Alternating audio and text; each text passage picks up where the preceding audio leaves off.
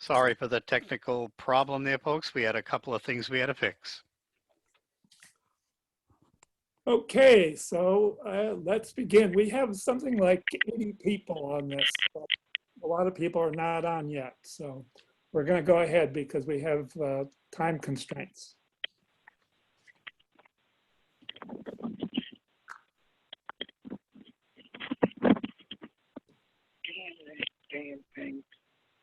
Hello.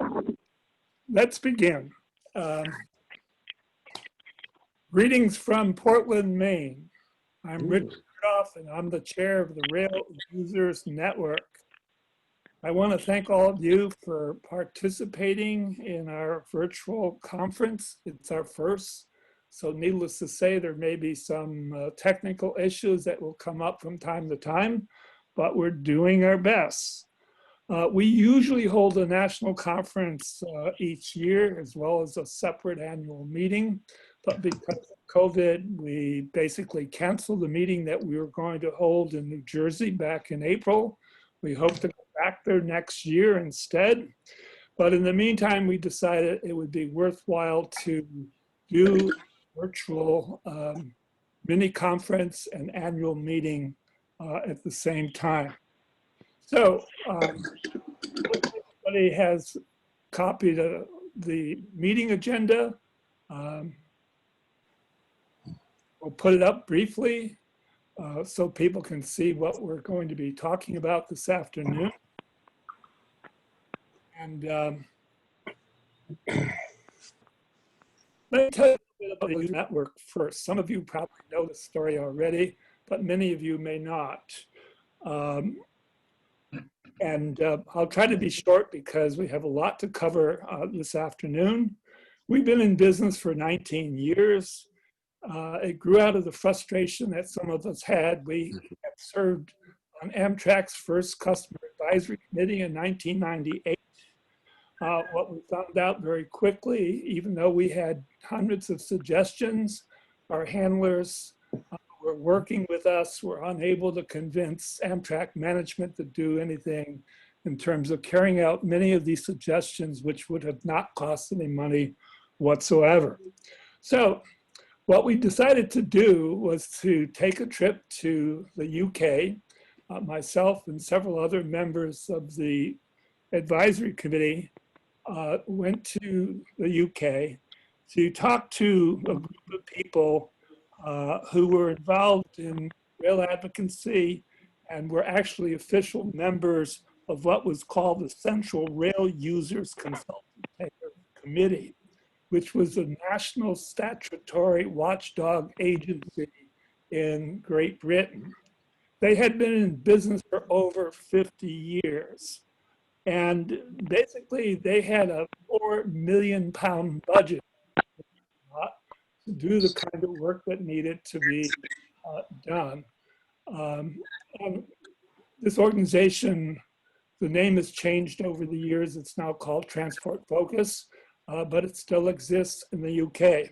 Anyway, we were really impressed what was going on in the UK, and we came back to the States and decided that it was pretty hopeless to expect anything with Amtrak. So we held a meeting, a conference in Philadelphia. We invited people who were members of different citizen advisory committees for the transit agencies that represented people in this country. And out of that meeting, we had about 100 people there. There was a unanimous vote to create a new organization. And so that's the history of our group. We did at first think that maybe we could convince congressional critters to underwrite our work. We met with several different senators, and they basically said, well, it's a great idea, but guess what? Even if we created this thing, you would have no control over it. We would appoint our buddies or whatever. So it would be hopeless to expect that rail advocates would play a role in the organization. Well, based on that, we decided to go the nonprofit route. We created a 501c3 nonprofit organization, and we've been in business for 19 years. So we are an all volunteer organization. None of us get paid. We rely on dues in order to do the work that we do. And besides holding conferences and annual meetings, we publish a quarterly newsletter. We order two for it. And it's probably one of the most important things that we do. But in addition to that, many of us are involved at the state level. I'm involved with the Maine Rail Group. I'm on their board of directors. And many of our other members are either serving on citizen advisory boards at the or they're involved in their own states working on various activities. So I also write a column from the Rail Passenger Journal, which is a quarterly publication.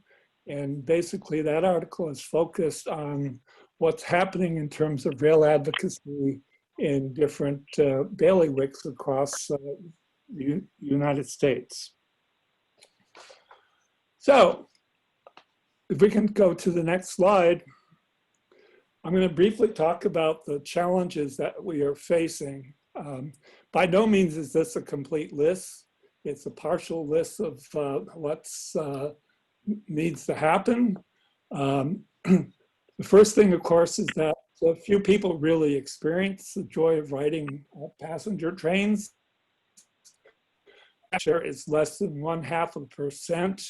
And that was pre-COVID. It's probably a lot less than that now. Another point that could be made, we attend a conference every year or meeting in Amherst, Massachusetts, West Springfield, sponsored by the Amherst Railway Society. 25,000 people attend that every year. And we once in a while try to hand out some newsletters. And what we basically find that most of the people there could care less about passenger rail.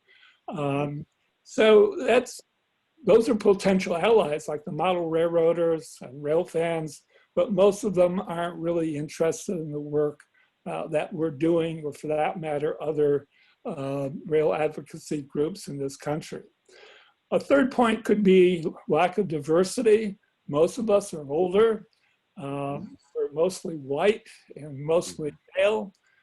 We do what we can to try to recruit other people to our organization, but I think this is a problem that all of us are facing in terms of rail advocacy.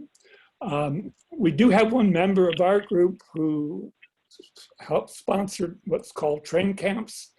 These are meetings of younger rail advocates who come together to talk about what's happening within their own bailiwicks.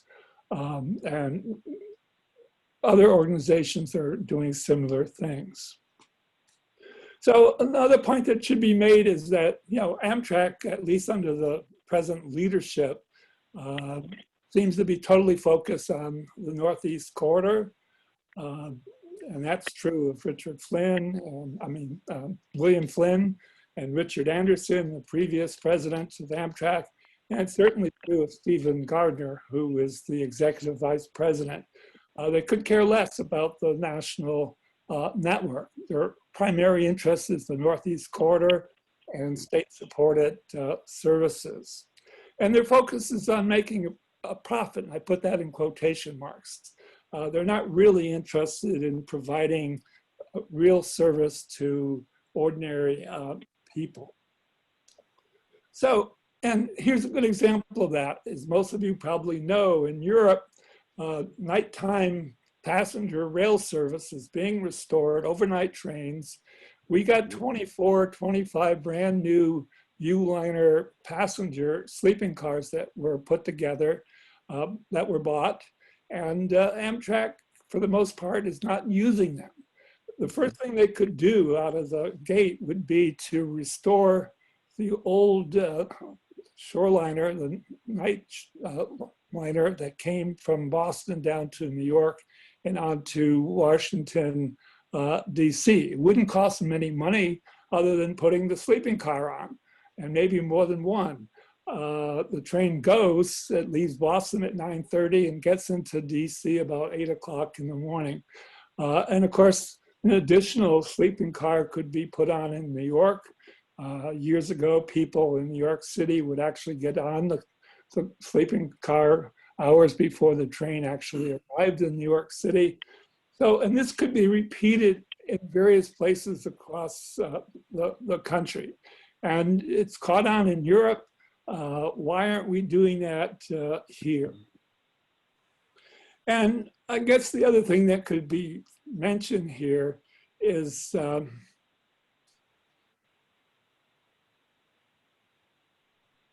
which is point number 7.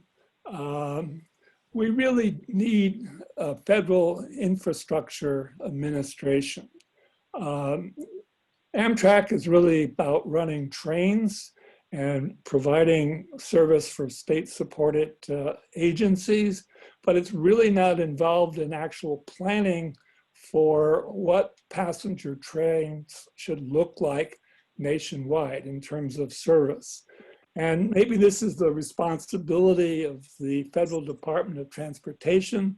There should be a subset called the Federal Passenger Rail Infrastructure Administration, and that would actually determine the amount of service that should be provided, what kinds and levels of infrastructure improvements are needed, and how much it would cost to build, maintain. Amtrak doesn't do that. It's not its responsibility. And the final point I would just make here is we really need for regional rail. In Massachusetts, an organization called Transit Matters has been working on this. And what they mean by regional rail is turning commuter rail, which normally operates from 7 in the morning until 7 or 8 o'clock at night. You would run it day and night, and you would be serving people out in gateway cities.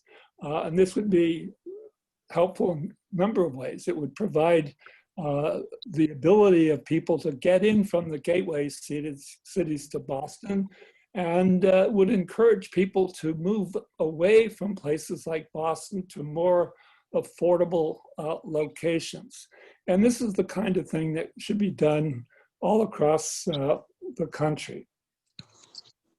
So with that said, I think we need to move on. Our first speaker is Art Gazzetti. He is a 40-year professional in public transportation at the local, state, and national level. He currently serves as the Vice President for Mobility Initiatives and Policy at APTA, the American Public Transportation Association, which is the trade group for the public transportation industry. So Art, thanks so much for being on here today, and thank you for being here. Yeah, thank you, Richard, and it's great to be with you all.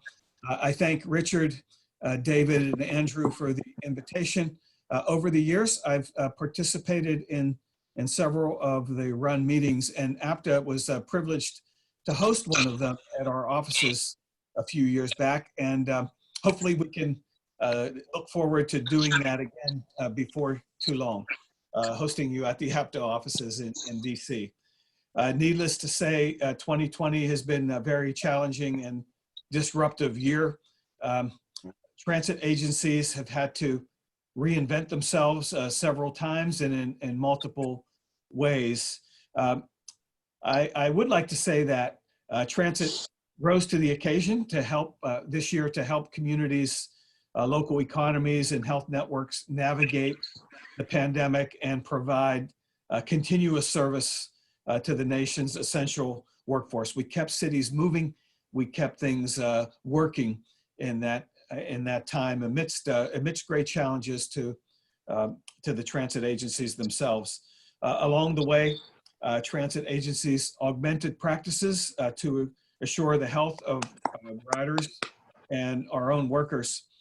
We've realigned services continuously to meet changing patterns, and that hasn't been easy with the economy shutting down and trying to build back. We've had to deal with extreme revenue loss and budget uncertainty, and we've, amidst the times we're in, embraced heightened expectations for social equity in our transportation decision-making. Provide more details later. Next slide. Oh, I do have a slideshow. I can pull it up myself. Right, Art, if you share your screen after you pull up the slideshow, you can run it from there.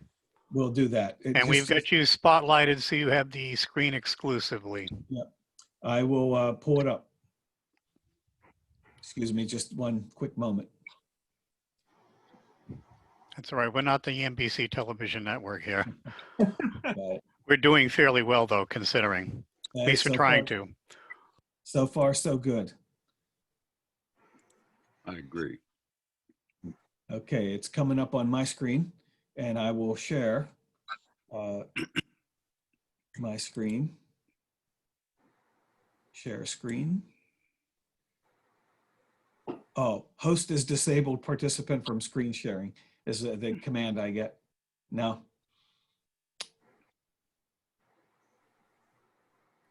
That might be a technicality, but it.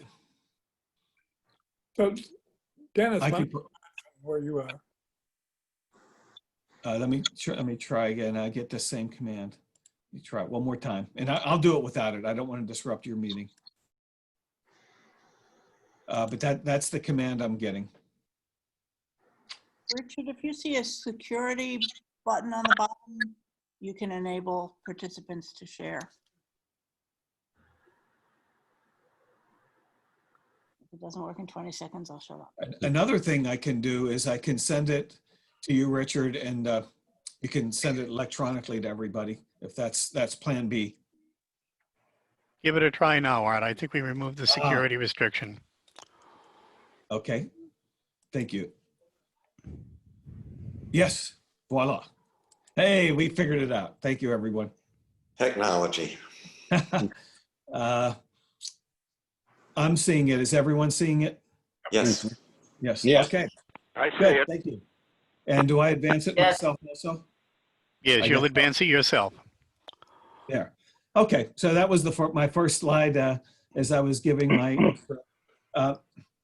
The second slide is, and these are some stats from some of the surveys we did. It's been, I'm going to try to make my presentation positive because there's a lot to be hopeful for going forward, but I do need to underscore the impacts. And I say this in the context that we are trying to secure funds through the HEROES Act.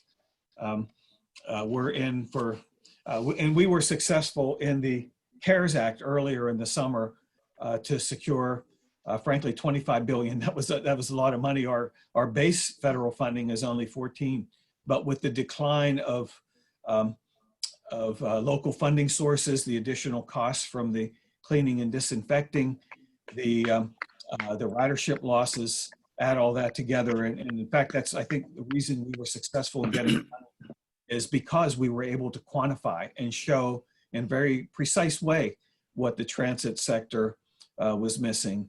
And I'm going to talk about transit by and large. That was my assigned topic, but I will talk about intercity rail and certainly commuter rail along the way. But on the negative financial impacts, 6 in 10 transit systems have indicated that they are without the CARES Act funds are going to be in a situation going forward. Many of them are operating, they've all continued to operate service. Transit never shut down. The economy shut down in a lot of ways, but transit did not. We have reduced, many transit systems have reduced their service levels, although sometime in key corridors, they increase service and largely on bus lines. But it's notable when service was increased, that's offering a better a better deal for the passenger, and we've noticed that ridership has gone up when service got better. The businesses have had an impact too. So I want to underscore that businesses that are our partners in the public transportation world are they've been riding it out as best they can, but we know from our survey data that that half of them are going to take furlough measures, and even 31% has said they're on the brink of going out of business without some kind of emergency relief package. So we're promoting those messages as we work our way through here. This is titled Commuter Rail Innovations, but really what I mean is commuter rail and rail transit innovations amid the pandemic. And I'll give you a few examples on each of those. And I know coming on right after me is Mark Dowd, my good friend Mark Dowd from New York MTA. I worked with him in his previous stint as one of the leaders at the US DOT during the Obama administration. It'll be good to hear Mark's practitioner view. I'm a practitioner. I still fashion myself as a practitioner. I did work 8 years at New Jersey Transit, a charter member of New Jersey Transit back when they were formed in 1981. And 10 years at the Port Authority of Allegheny County in Pittsburgh, and have been at the national level at APTA, the American Public Transportation Association, since 1997. But here's a few of the innovations that I think we can feel good about, because sometimes calamity does bring opportunity. There had been trends before the pandemic to move towards contactless payments. The health concerns of the pandemic have accelerated those trends. In Boston, for example, there's kiosks on the train platforms that allows for electronic payments for commuter rail service, the end of the punch tickets in a lot of cases. LA Metro, the rail transit system there, you can have fare validation right through a bracelet. And those are just a couple examples of new things that we're seeing happening. Bracelets or keychains at LA Metro. Many transit systems immediately, when the pandemic set in March and April, went fare free because to minimize, at least enforced fare free, minimized interaction and touch points along the way. Some have continued that. Some have made fare free very targeted to low income or persons experiencing unemployment, sometimes in ways to bring riders back, children's accompanied by an adult, all of those things. I mentioned crowding apps on here. This has been something we've seen during the pandemic. Systems, Long Island Railroad, MBTA, Metro, apps can advise riders and provide them real-time information, which car to ride, which would be less crowded. Flexible passes, monthly pass isn't a good idea if you're not going in on an everyday basis to your work site. So many transit systems around the country have adopted flexibility to use that perhaps over longer periods of time, or to use it interchangeably among members of your households, as innovation started in Europe, and some are considering them here. There's of course vending machines at transit systems that avail themselves, where a rider can avail themselves of masks or gloves or hand sanitizer. Many transit systems, SEPTA, New York, Washington Metro, are handing out masks for riders. Many transit systems have used the lower service levels as an opportunity to advance capital projects. So those are some of the things that we've noticed. Whoops, excuse me. I pushed the wrong button and lost my PowerPoint. We're still seeing one of the slides here. Oh, you are, okay. Yeah, the innovation slide. Okay, I can't advance it because I lost it. Well, let me just continue on. The innovation, sorry, let me take 1 second and try. If you shut off screen sharing and relaunch the PowerPoint, you should be able to bring it back up in the screen There we go. share again. Okay, no, I see it. I see it now. Thank you, and you all see it, so that's good, but now I can actually advance it. And here, I'd like to talk a minute here about this. And this is where I could maybe ask your help. APTA, when the crisis started, we created something called the Mobility Recovery and Restoration Task Force. It was really an intense effort. We were in a crisis situation. Phil Washington, the head of LA Metro, was the chair of it. Paul Wiedefeld from Washington Metro was a vice chair. Joanna Pinkerton, who runs the system in Columbus, a vice chair. And we faced a few challenges. One, how can we assure the health and safety of passengers? Two, how can we make the public confident and provide assurances that they can ride transit? We've seen a lot of false narratives out there, haven't we? So this was a way to get at that. We're trying to say, you know, what can, and there have been some very irrational reports in the media and elsewhere that says, it talks about transit. We have combed the world for researching, for research and experiences and reports. And tell me if anyone has seen anything differently. Transit, nowhere has been the source of any super spreader events. It can name a lot of other places that have been, including even family events. I'm not discouraging family events, but I'm saying transit has had a remarkably good track record. And I assume we can, I haven't seen as much research on intercity rail, but I assume the same probably can be mentioned there because there are good practices in place. So what we've done, we've created through the task force a health and safety commitment program. And we want riders to feel confident in coming back to transit. Certainly safety is our job one, but two, we want riders to come back and feel comfortable and confident when they do so. So with all the irrational reporting going on, we asked transit users from across the country what measures would make them feel more confident riding public transportation amid concerns of COVID-19. And we boiled that down into this chart. I can enlarge it, and I suspect when we get this PowerPoint to everyone, you can too, because I would like you to look at this. And we tried to say it in simple language, but the commitments we would make to riders would be, one, all the guidance out there from the health community, we're going to follow it. We're going to pay attention to it. We're going to stay abreast of it, and we're going to follow it. When I say we, we're asking transit agencies to sign this commitment. Two, cleaning and disinfecting. And APTA is a standards setting organization, so we've gone through standards process, bringing the key people, key experts from transit systems around the country. Let's develop industry standards on this. What should be the standards for cleaning and disinfecting? What should be the checklist that a transit agency would do to assure that? How do you maintain quality control?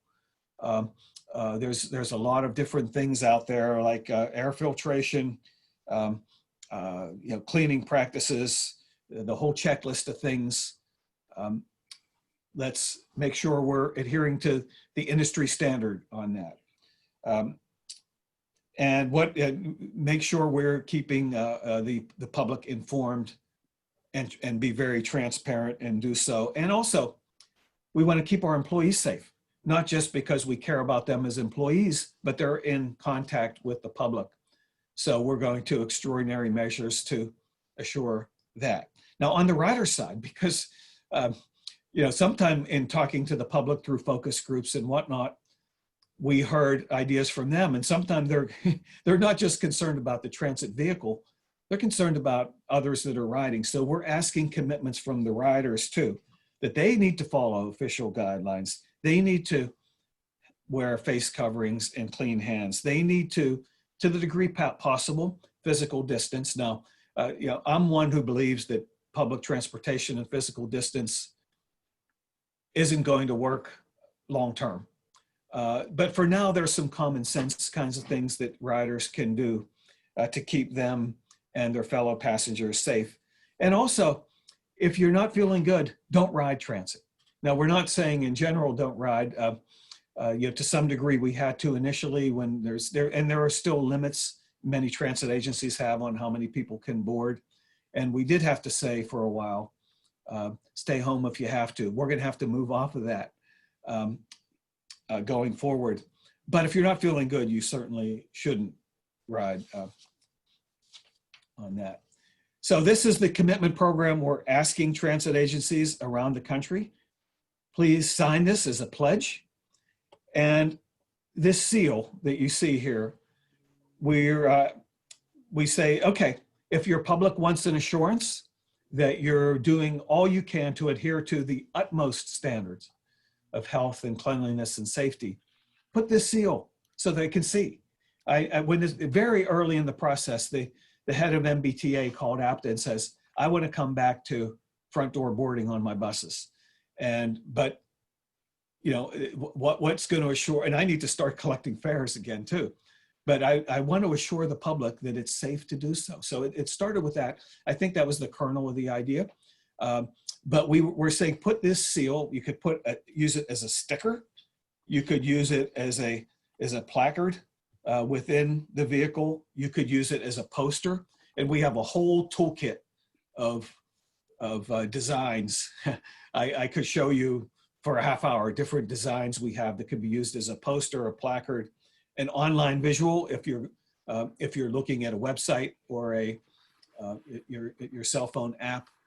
So it comes in many, many ways. But this seal, and by the way,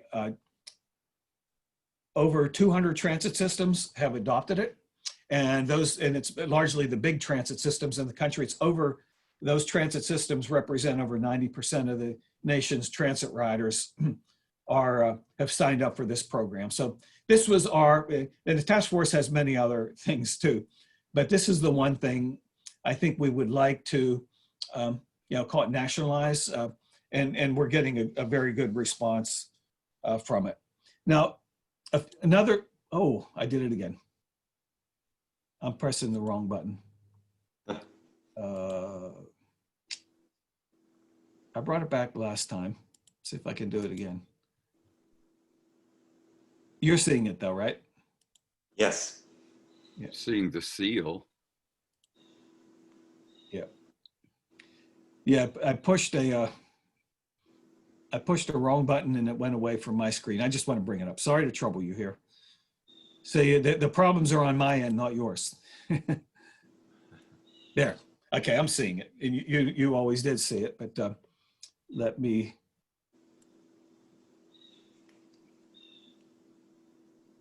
Oh. Try unsharing and then sharing a second time. As long as you can see it and you reshare, we should be able to see it. The voice of the wizard. Okay, are you seeing planning for alternative scenarios? No. Now we're seeing the seal, Health and Safety Commitments Seal. Program. Huh. Yes. Okay.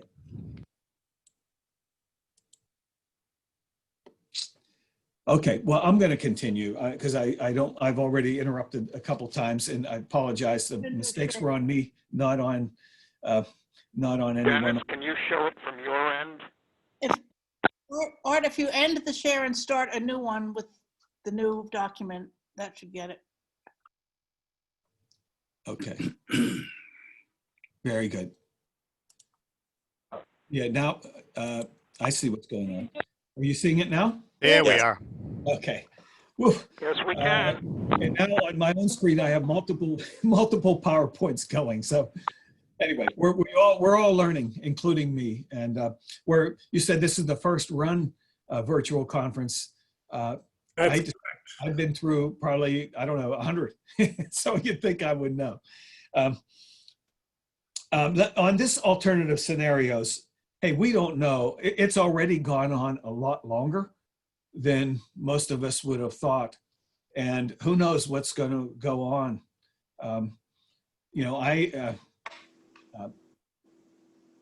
anyway, is it going to be an ongoing pandemic? Is it going to be COVID fades, but riders still don't come back? Or is it going to be, you know, in the best case, COVID fades and riders return? We don't know. So we have to plan for all of those scenarios. And I could go into that, but I'll just say that it has been part of the work of the task force. There's very numerous questions to ask. The transit agencies need to ask themselves as they do prepare for that. Let me make an observation that I think is not lost on any of you, and that's that the impact of the pandemic has been very uneven on bus and rail. And bus ridership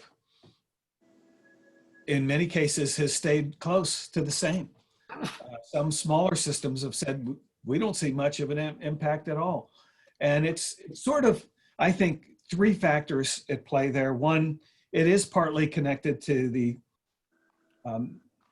fact to a large degree, and I don't mean this to be an across the board statement, but to a large degree, the bus riders often are transit dependent riders.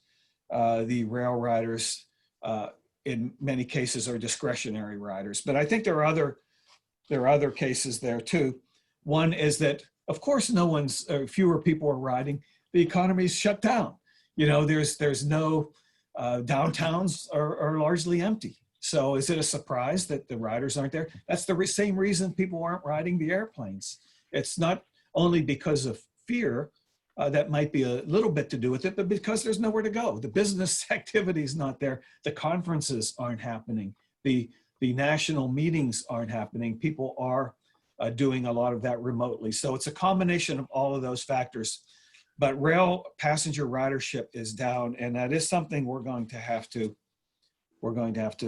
work on. Now, transit priorities post-COVID. I mentioned our task force A and B. A, it was to address immediate emergency response on some of the health practices. B, to turn the narrative around. And C, how can we come back stronger? I'm just going to read these because this is from our task force. Broadening the funding base for transit agencies, something we're going to have to do if we are going to come back stronger. Finding approaches to persons experiencing homelessness. And we're looking at this in a very progressive kind of way. But if people need to feel safe and they see homeless aboard our vehicles or around our stations, are they going to feel safe? So it's something we are trying to weave into our recovery. Developing new metrics for measuring the value of transit to communities. Ridership is an important metric. It's certainly not the only one. It never has been. And going forward, we have to say ridership is not the way to measure the value we bring to communities. So I could, again, do a whole speech on that, but I'll just leave that thought with you because that's something we have to nail down. Defining the expanding transit role in addressing racial and economic inequalities in our communities. That issue has definitely come to full focus and has to be part of our rebuilding efforts. Seize the opportunity to come back differently. This is talking about rebuilding streets, rebuilding cities in ways that are more conducive to public transportation, less oriented to automobiles. A big subject there. And preparing the transit industry with safeguards and mobility practices in anticipation of any future pandemic. Now, I'm almost done, Richard, because I didn't think I was going to use my whole 30 minutes, but lo and behold, I think I'm there. So I'm going to wrap up with this and say, hey, there is opportunity here. And there's already a lot of talk, regardless of which way the election goes, that 2021 is going to be a ripe time for a national passenger rail initiative. APT has proposed a passenger rail trust fund. There's a highway trust fund. There's a mass transit account. How about a passenger rail trust fund? The city pairs are there that are ripe for additional service. Not only are they shovel worthy, but what I should have said, they're shovel ready, but they're shovel worthy. So that's ready to go. There's going to be an environmental agenda, clean energy jobs. So it's not only addressing environmental issues, but job creation. There's several vehicles. There's an infrastructure bill they're talking about, a stimulus bill, economic stimulus, an environmental bill, the FAST Act reauthorization, emergency relief, all are mixing around. It's tough times now to get things done, but they're all churning. And I think we just have to put the pieces together. In April 7th, 8th, 2021, APT is going to, and we're putting a lot of energy into a Connecting America's Cities conference to try to pull all of those forces together constructively. And let me say that for sure there has never been another year quite like this one, but amidst it all, our core values have been tested, reaffirmed, and reinforced.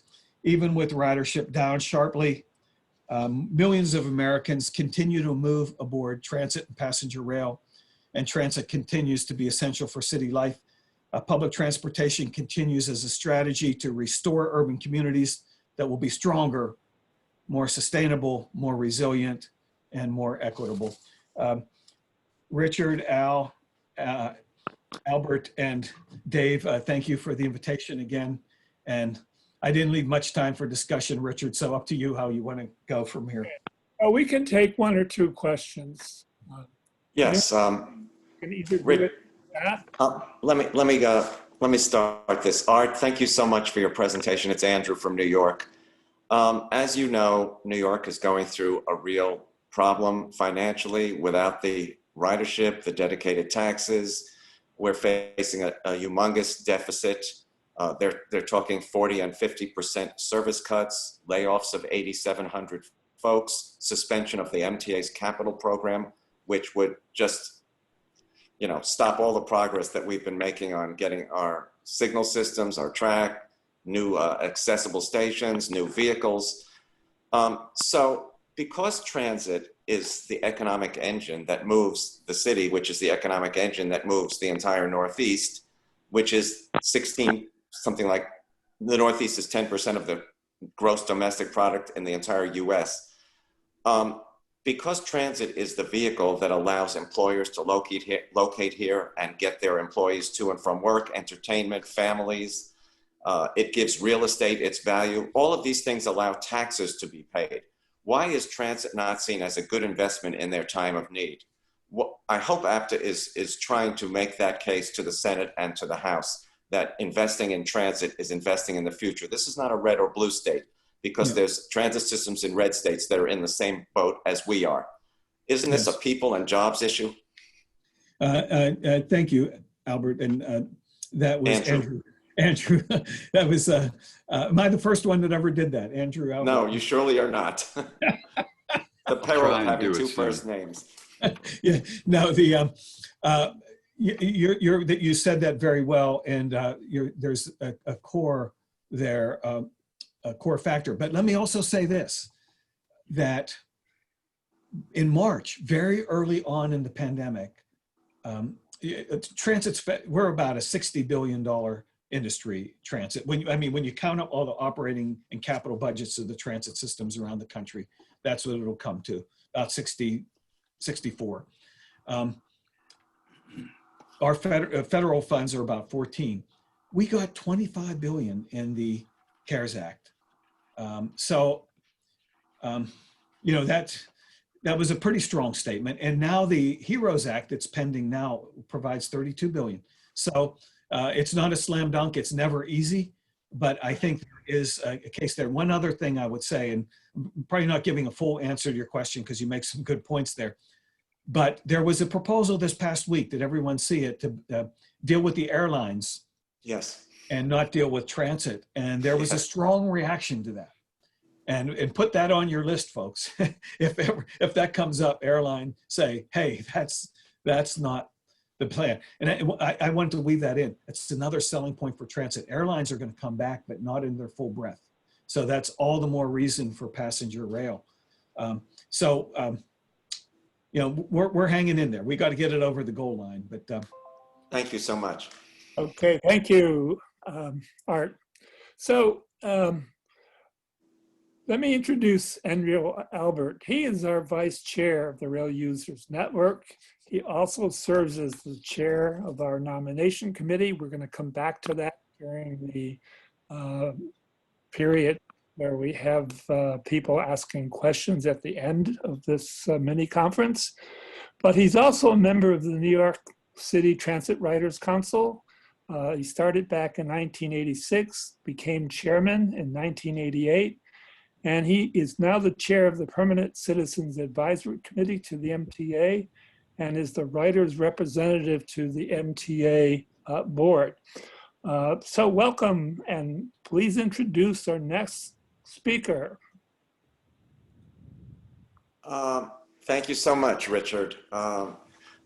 Do we have Mark on the line? You do. I'm Terrific. Right here. Hey, Andrew, how are you? So, just a word. The MTA is used to moving, millions and millions of people every day, and COVID has cut that back. And in an effort to make sure the system is safe for everybody, New York City Transit is cleaning stations and car equipment and buses several times each day to make sure people are safe, feel safe. They are emptying trains as they reach the end of their destination, of their lines, and cleaning. Hopefully the homeless are now getting some of the care they should have been getting over the years, but were not. But this is a very expensive effort. So we're also looking at new technologies that may make it easier and more efficient to keep our subways, buses, and commuter rails safe.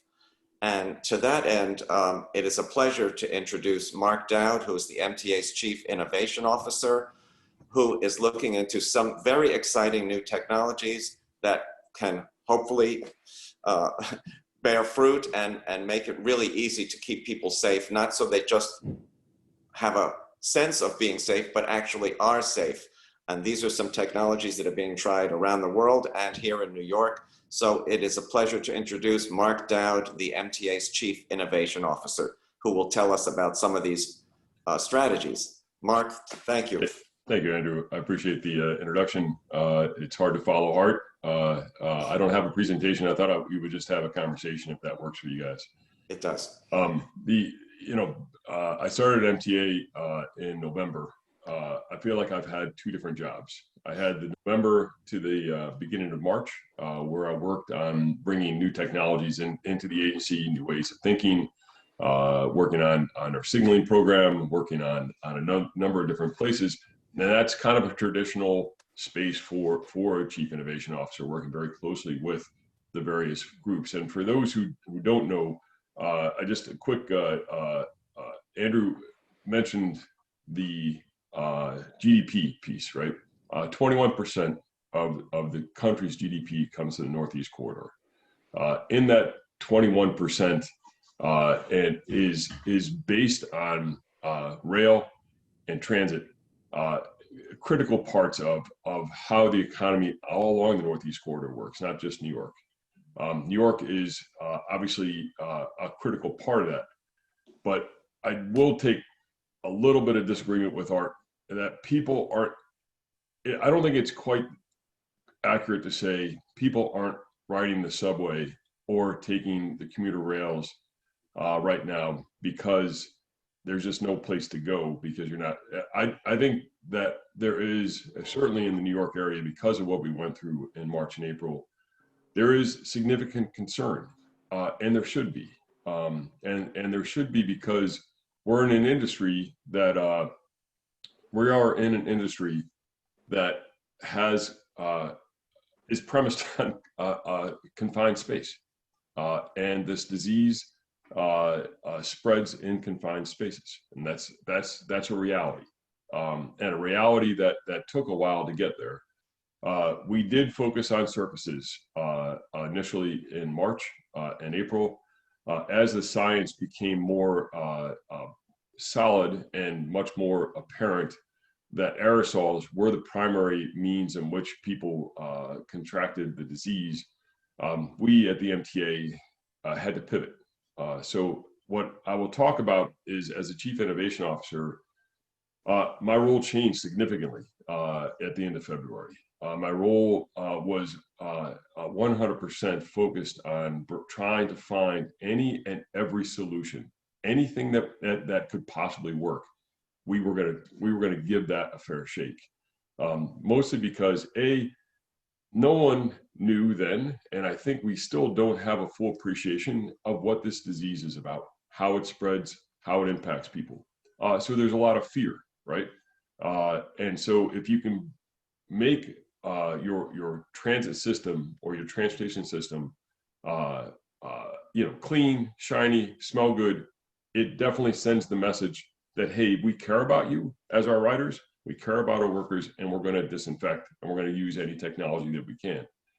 When it comes to the aerosols, it's a different set of technologies and a different way to think about things. And we have a responsibility, all of us, to those people who do ride in our system, to do whatever we can to try to protect them from being and contracting the disease.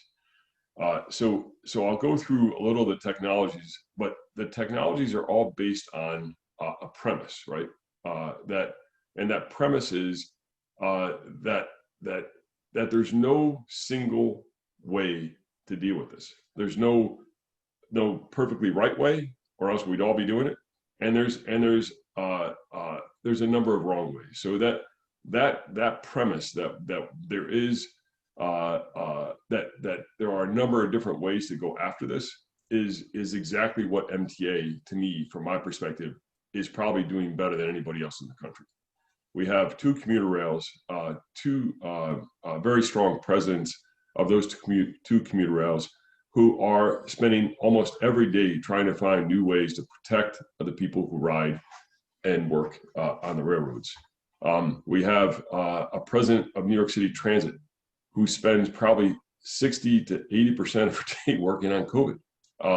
We have a chairman who has given me and others a wide berth of authority to go and try to find new things, try to consult with people, try to figure out solutions.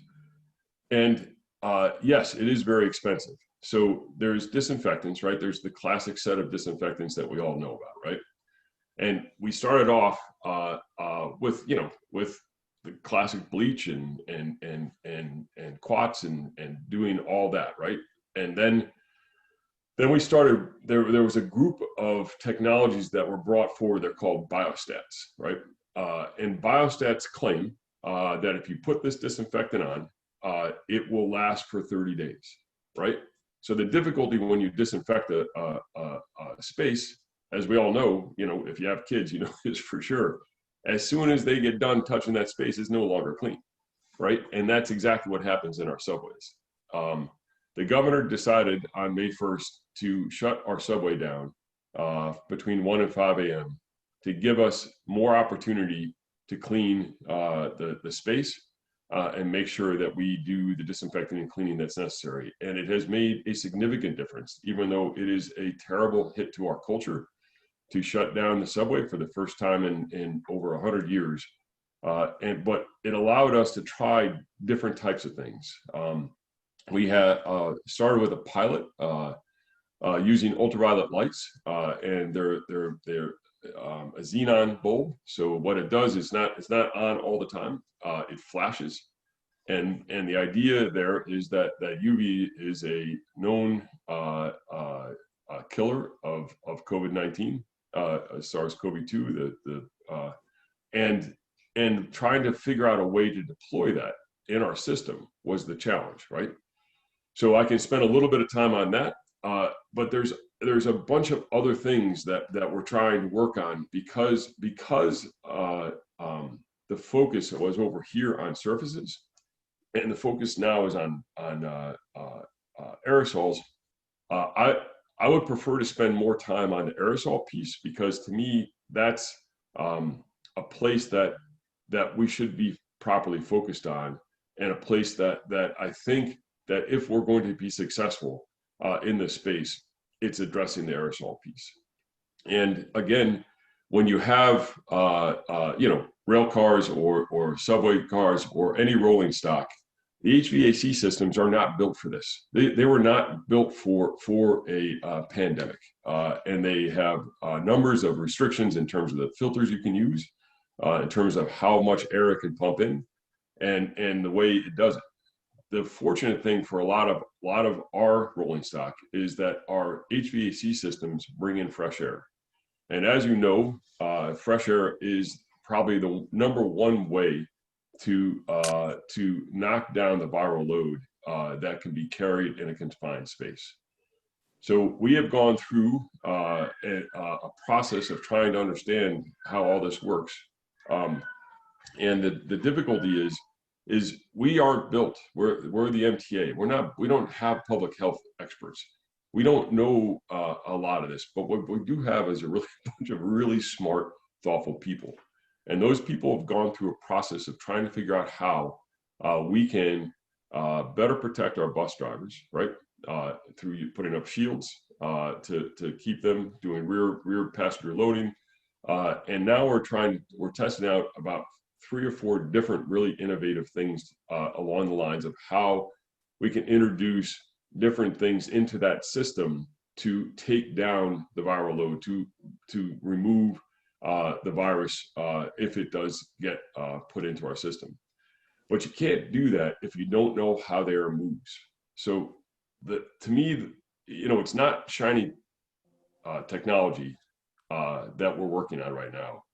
What we have that I don't think any other folks other than maybe CTA and maybe LA Metro, because we're working directly with them, is we have US EPA's Office of Research and Development, who works with us every week to test out the materials that every Shylark, every snake oil salesman has tried to sell us stuff.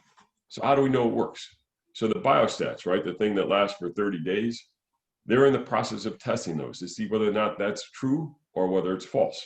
Because you know what? If it's not true, we put our passenger at risk, assuming that they're protected for 30 days. So that is having that type of technical support. And now they've expanded into and testing UVs to see their efficacy for that for us in LA Metro. And they are now going to work directly with us on the aerosol piece, which is very exciting. So we have the technical capacity that we don't have in-house at MTA. We don't have the money to go and hire somebody. So the US EPA has volunteered without any cost to us to test everything and to see the efficacy of those different products and different scheming, right? One of them is using hydrogen peroxide. One of them is using UV on all the time, right? Far UV is the name of it. It is all the way at the far end of the spectrum, the UV, and the idea is it can be on all the time and therefore killing COVID as it happens, as someone coughs, etc. But as we all know, UV can be potentially harmful. So you have to go through a process of testing. Does it cause harm to your eyes or your skin? You have to go through that process. And we don't have the capacity to do that. All we can do is trust others to do it. And there's nobody, from my perspective, to better trust than the US EPA to test this stuff for us. The second thing we have a difficulty. If everybody's seen the Wuhan bus study, the Wuhan bus study is the one that demonstrated with beyond a doubt that aerosols are the primary way that the disease is spread. There were 2 buses in Wuhan going to the same conference. One had an infected person, the other one didn't. They went to the conference, so one was the control and one was not. And I think 20 people got infected from that one person in the bus, sometimes 18 feet away. So that is a clear indication that you need to know what and how things are moving in your bus, how things are moving in your thing. And so the Science and Technology Directorate of the Department of Homeland Security has received a grant to come in and do there's a neat name for it, but essentially do a dispersion modeling and we're going to take 3 of our different bus types, do dispersion modeling where they have a machine with dye and they test as using that to test to see where things go, mimicking a cough. I just heard someone cough, by the way. Cough, sneeze, and talking and seeing the dispersion model and understanding where the aerosols go to will be critical for us to apply these neat technologies and new ideas to that space in an effective way. They're going to do it in our subways and our buses. We do have very good data on how much fresh air comes into our subway cars, which is far and above what is required, and far and above what is in a restaurant, is in a operating room in a hospital. That's great. We don't know what it is for our buses. So MIT Lincoln Labs, in conjunction with Science and Technology Directorate, are going to be in the next 2 weeks running a test to see how much fresh air comes in with the opening and closing of the doors. This will be critical for every transit agency that's out there to understand what their fresh air is and what they can do about it once they understand what it is. So again, you can't apply technologies in an aerosol environment without knowing how things are moving and without knowing how the aerosols are being distributed in that confined space. So we're really excited about our work with S&T.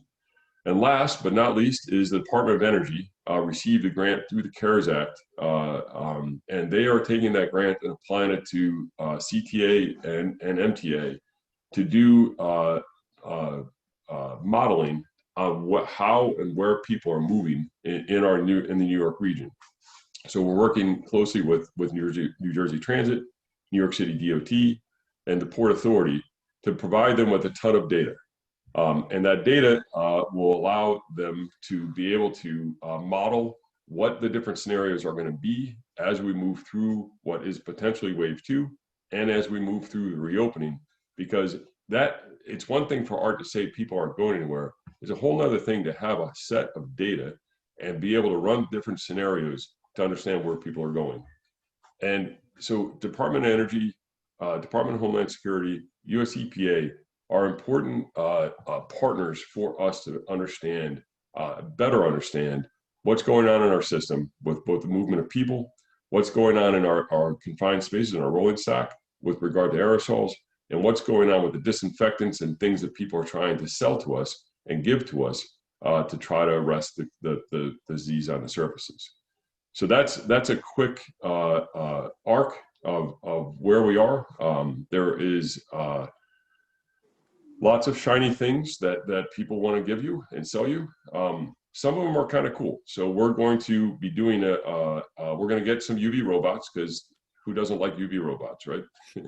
So we're going to, in our 1 to 5 a.m. closure we're going to bring those into the stations and see if we can reduce the viral load in those stations before we reopen at 5. That's another example of things we're doing. But I just thought I'd give you a little bit of there are two pieces, right? There's the piece of aerosols, there's a piece of the services, and then there's the perception, right?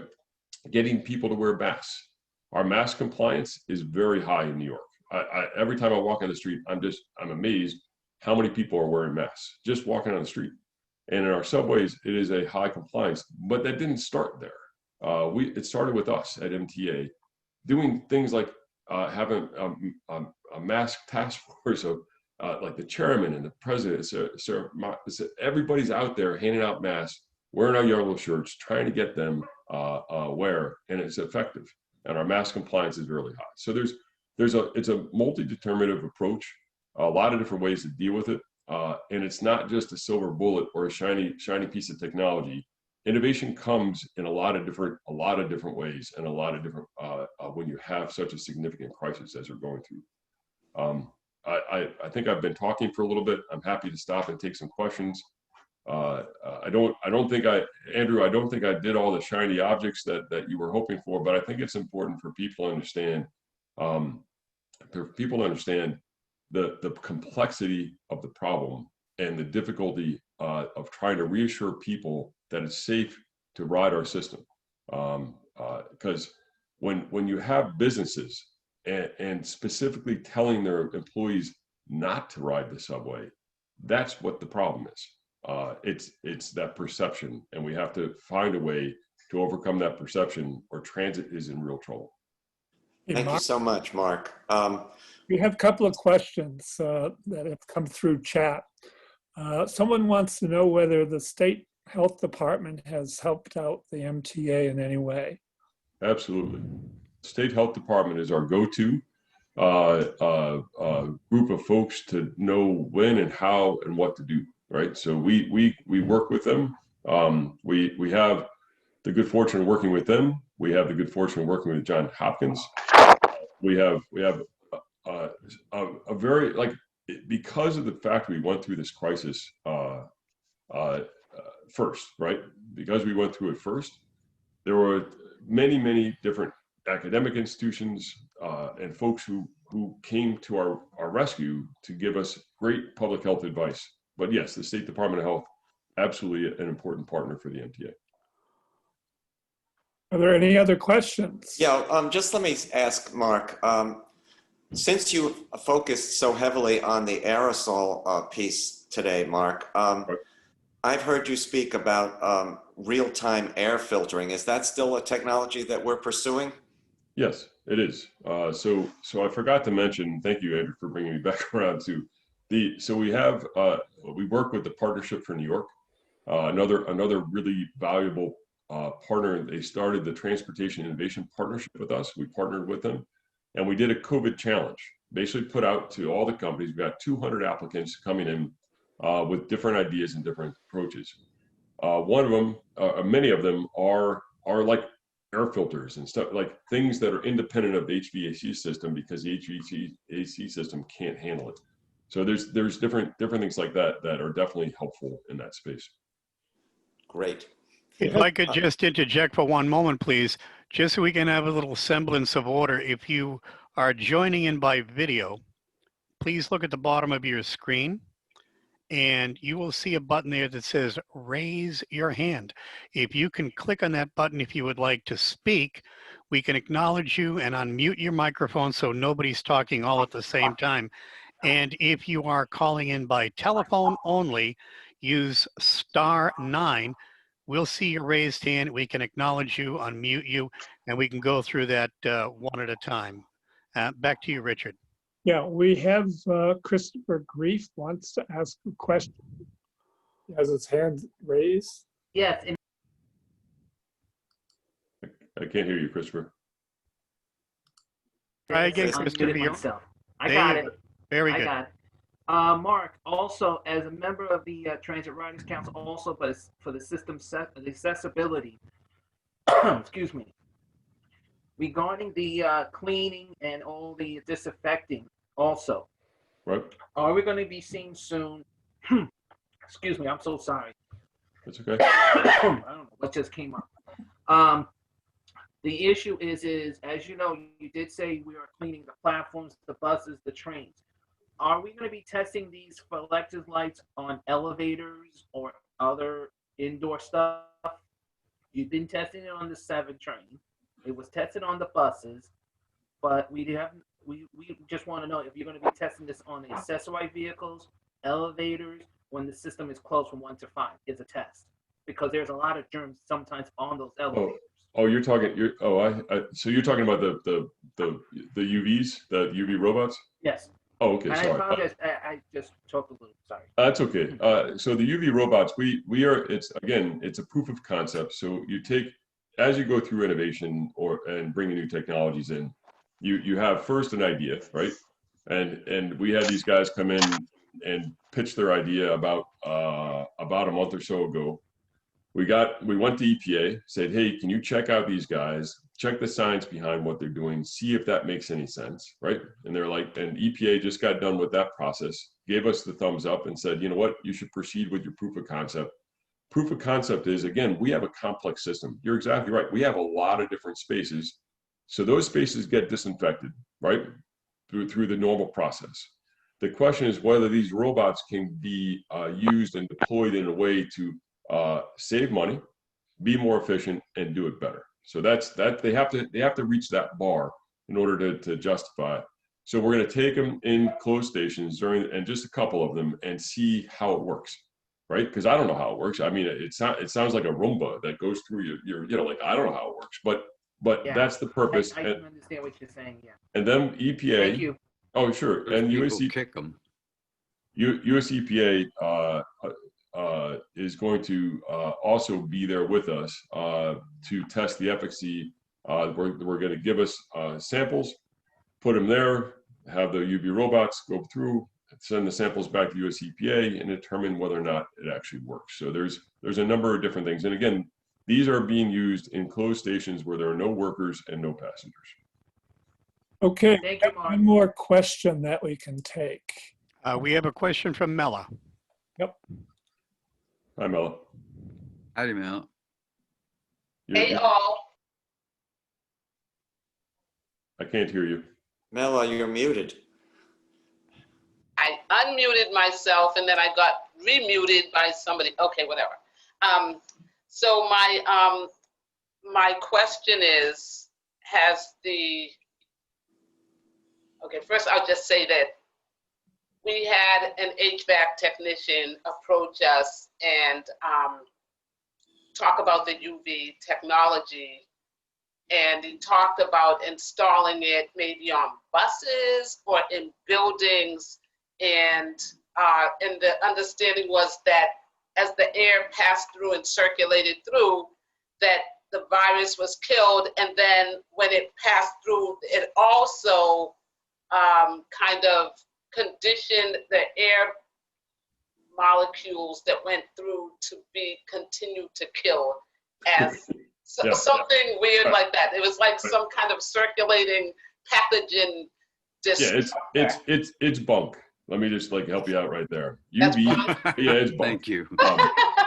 I wanted to find out. No, but the thing is a lot of people are trying to use things over here for things over there, and some are well-meaning. They don't. Some are not. And the reason why I said it's bunk is because UV needs time to kill. It's not an instant kill, right? It needs time. Sometimes the lamp can be so strong that it be a couple minutes. But if your air is moving, right? It's moving, and the aerosols are in that air. It can't hit them. It can't hit them long. You need to be able to hold that air there for a period of time. You can use it to kill. So the way I've seen it, the application work is you can use it if you have a filter, and the filter catches, and it has, its a MERV rating is low enough to be able to catch the aerosols. It can be used to kill it on the filter. That's one thing, but it's not going to unless it has time. UV needs time, and in that space to kill something. It doesn't. Like for example, the UV lights that we did are they had to be there for 30 minutes. Oh.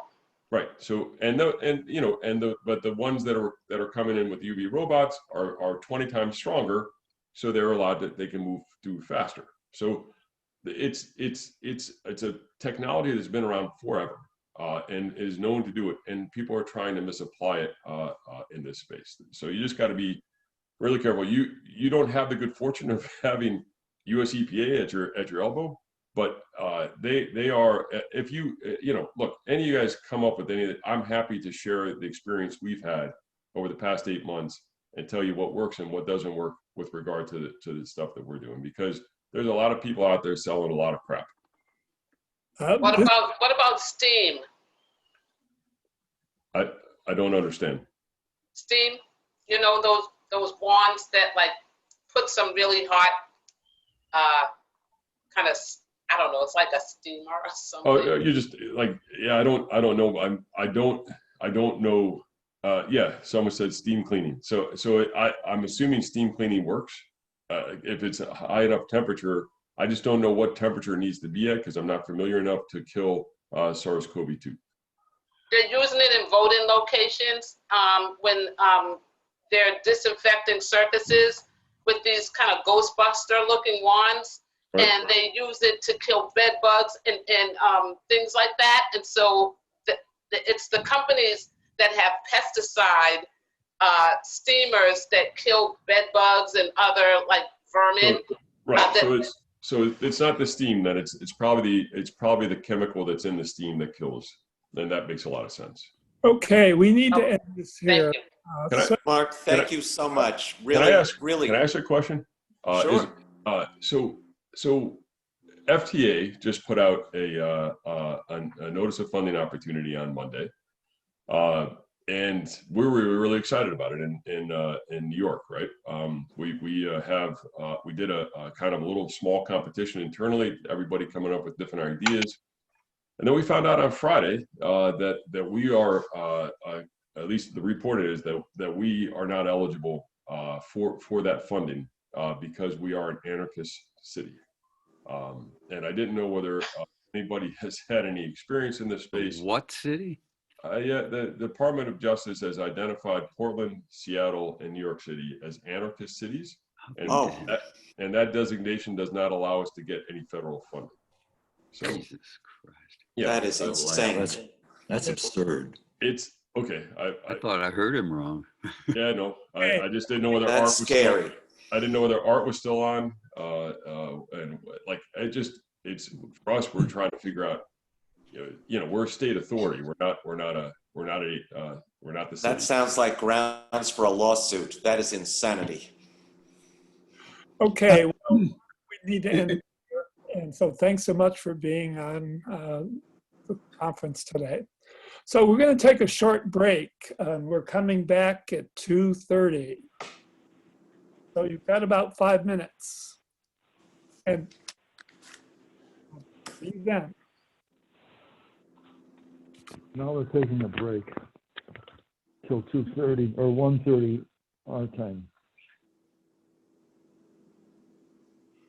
Andrew, check your MTA info, please. There is a Andrew, this is Chris. I hear ya. Check your geo.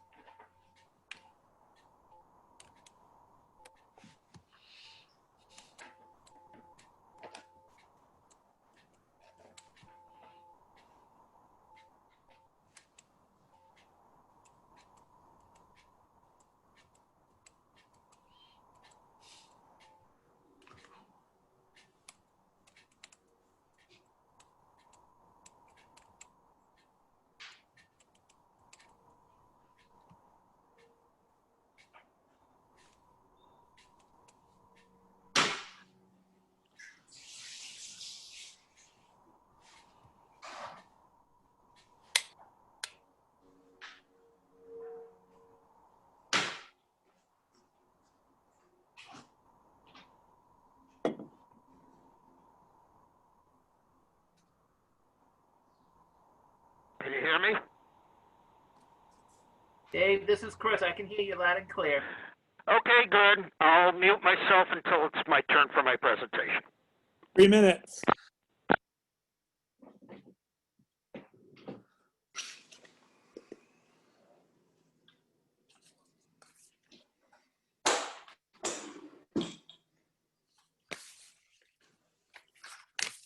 Andrew, you see the MTA changes on the A and C train?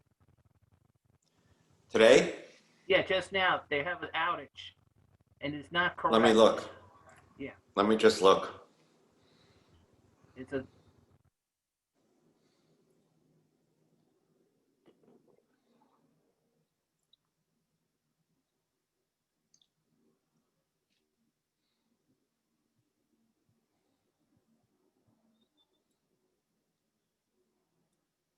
Urgent signal maintenance at Euclid Avenue. Yeah, but what they're doing is they're running the Far Rockaway A's, but terminating at Rockaway Boulevard. But they don't have it correctly.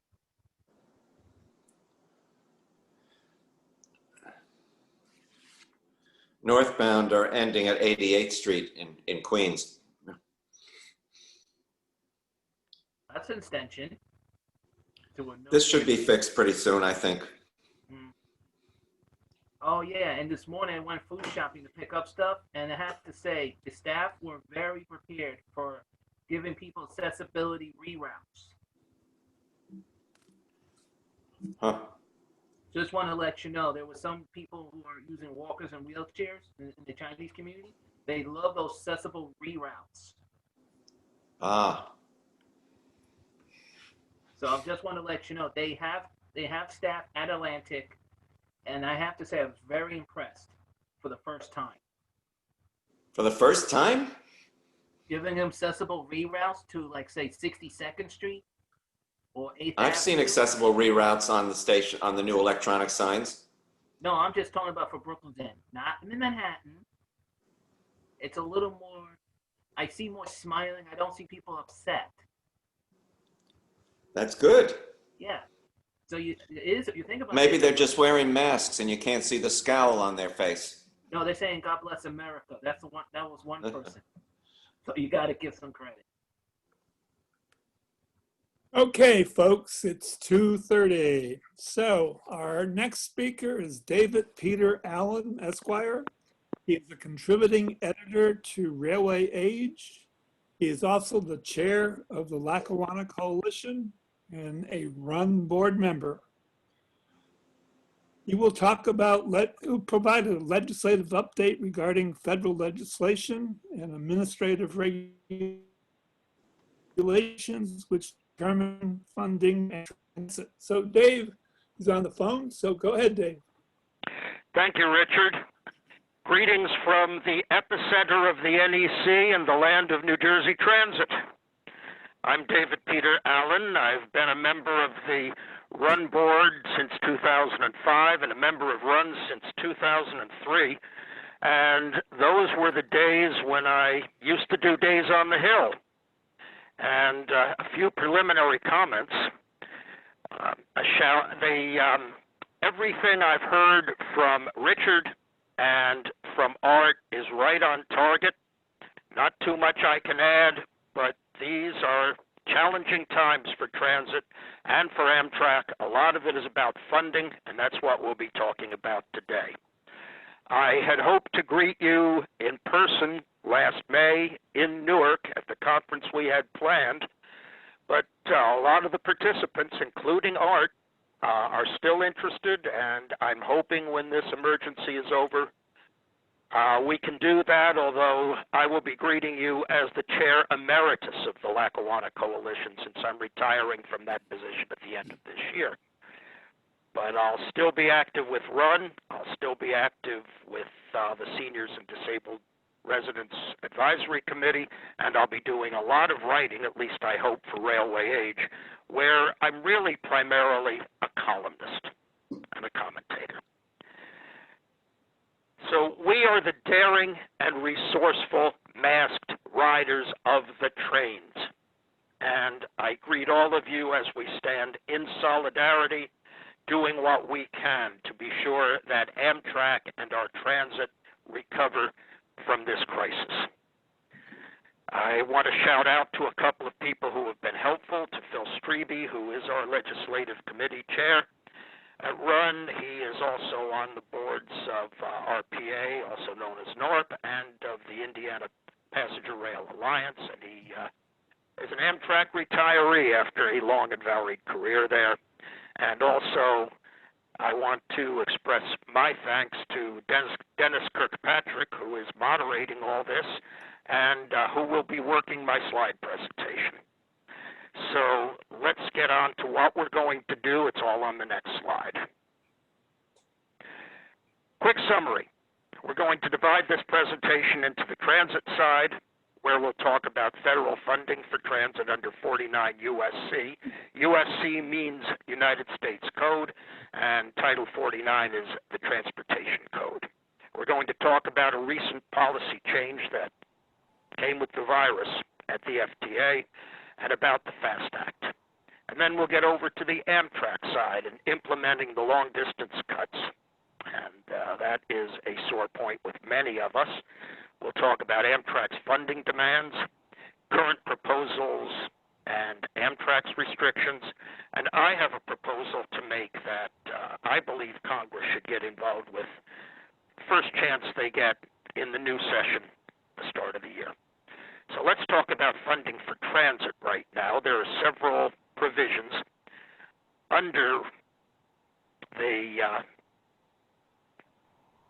Transportation Code 49 USC. The big one is 5307. That's urban formula grants for transit. It's determined by a formula based on ridership, based on the size of the catchment area, based on service. Everybody gets an allocation. There's a companion provision, 5311, for rural and small transit systems. I don't think any of those are running any rail. The ACE train in California, maybe, but by and large, that's for small bus systems. 5309 is an important section here because that has to do with FTA grants. For new starts, there are a number of new start projects in the pipeline. Also, small starts, that's mainly for buses. That doesn't concern us directly. And capacity improvement grants. That's an important one because in order to qualify for a capacity improvement grant, the applicant has to demonstrate that they are using 95% of the capacity in existence right now, and that if they get the grant, the project they want to build would decrease seat load by at least 10%. Where that comes into play is that right now, New Jersey Transit has an application for a grant for a bridge proposal called Portal North. It's all part of the Gateway program. If you want to get background on that, go back through the last year of railway age. I have been writing about Gateway on and off since long before the virus hit, actually for a year and a half. And that's a continuing series. But what's happening with that is that there are fewer commuters these days. Do we need that kind of infrastructure at a time when money is very tight? And the FTA may have to do some reevaluation. Now, there are other capacity enhancement grants that they've given recently. One was to put a center section in all the light rail vehicles on DART in Dallas, increased capacity 50%, improved ADA access. Another is on the L train in New York City, where they gave a grant for communications-based train control, which allows 20% more trains to go through. So these do improve capacity. Another thing that's happening is the FAST Act. Fix America's Surface Transportation. And by the way, I miss the nice, clean titles for bills that were not cute, like the Civil Rights Act of 1964. But the FAST Act has been renewed for one more year. It has received criticism from many transit advocates as being too pro-highway. More than 80% of the funding is for highways. I think their concern is valid. An important consideration from the FTA, I don't know if you all know what CARES Act means. It means the coronavirus aid, I wrote it down, coronavirus aid, and now I'm having trouble finding it. Reconstruction for economic survival, I believe. But it's one of these, again, cute acronyms. And transit received $24.9 billion. That will last different providers different amounts of time. In New York, it'll run out sooner than in New Jersey.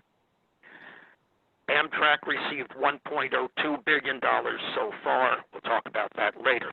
An important development from the FTA, effective March 13th, the FTA has made a change. If the governor has declared a state of emergency, then the federal money that formerly went only for capital, not because there's no federal operating support under Section 5307, that can now go toward operations. That's a big step in the right direction. So let's move forward. Next slide, please. I want to tell you about where you can find some background. We have been talking a lot about Amtrak going from a daily railroad to a tri-weekly railroad on the long-distance trains. We'll be talking about that in a minute, but if you want to learn more, I have an ongoing series at Railway Age called Farewell Long-Distance Trains. And the next slide will tell you what those articles are and when I posted them. Go to railwayage.com. They're in the opinion section. Has Amtrak declared war? Cutting service actually costs more. Is it money or ideology? Amtrak's impossible demands. Advocates speak out, but it's up to Congress.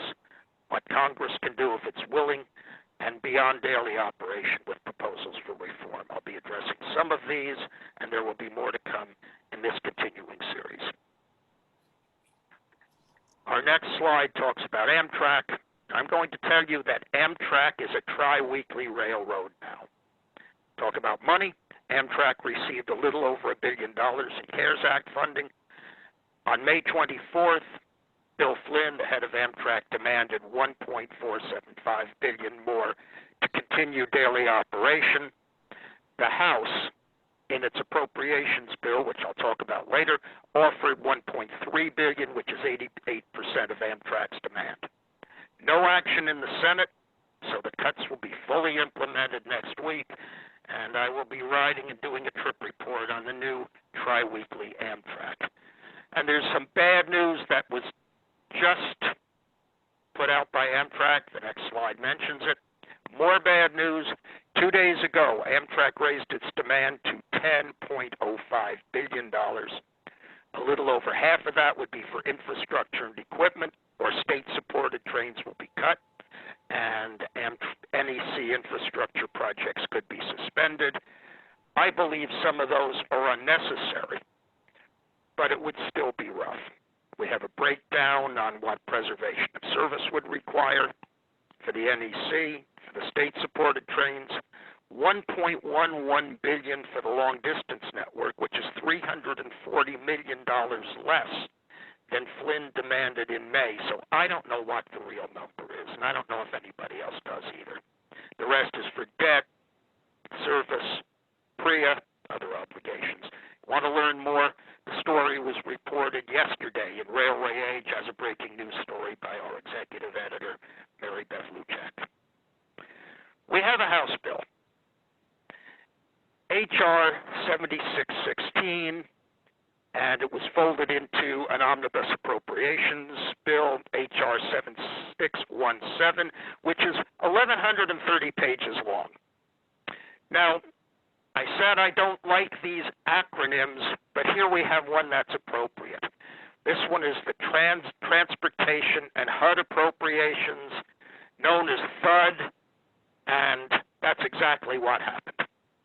The bill would have appropriated $750 million for the NEC, $200 million of it for capital projects, $1.3 billion for the national network, some set-asides for expenses like ADA and administration. It has gone nowhere because nothing has happened in the Senate. We have problems with existing provisions, too. Next slide, please, Dennis. One back, please.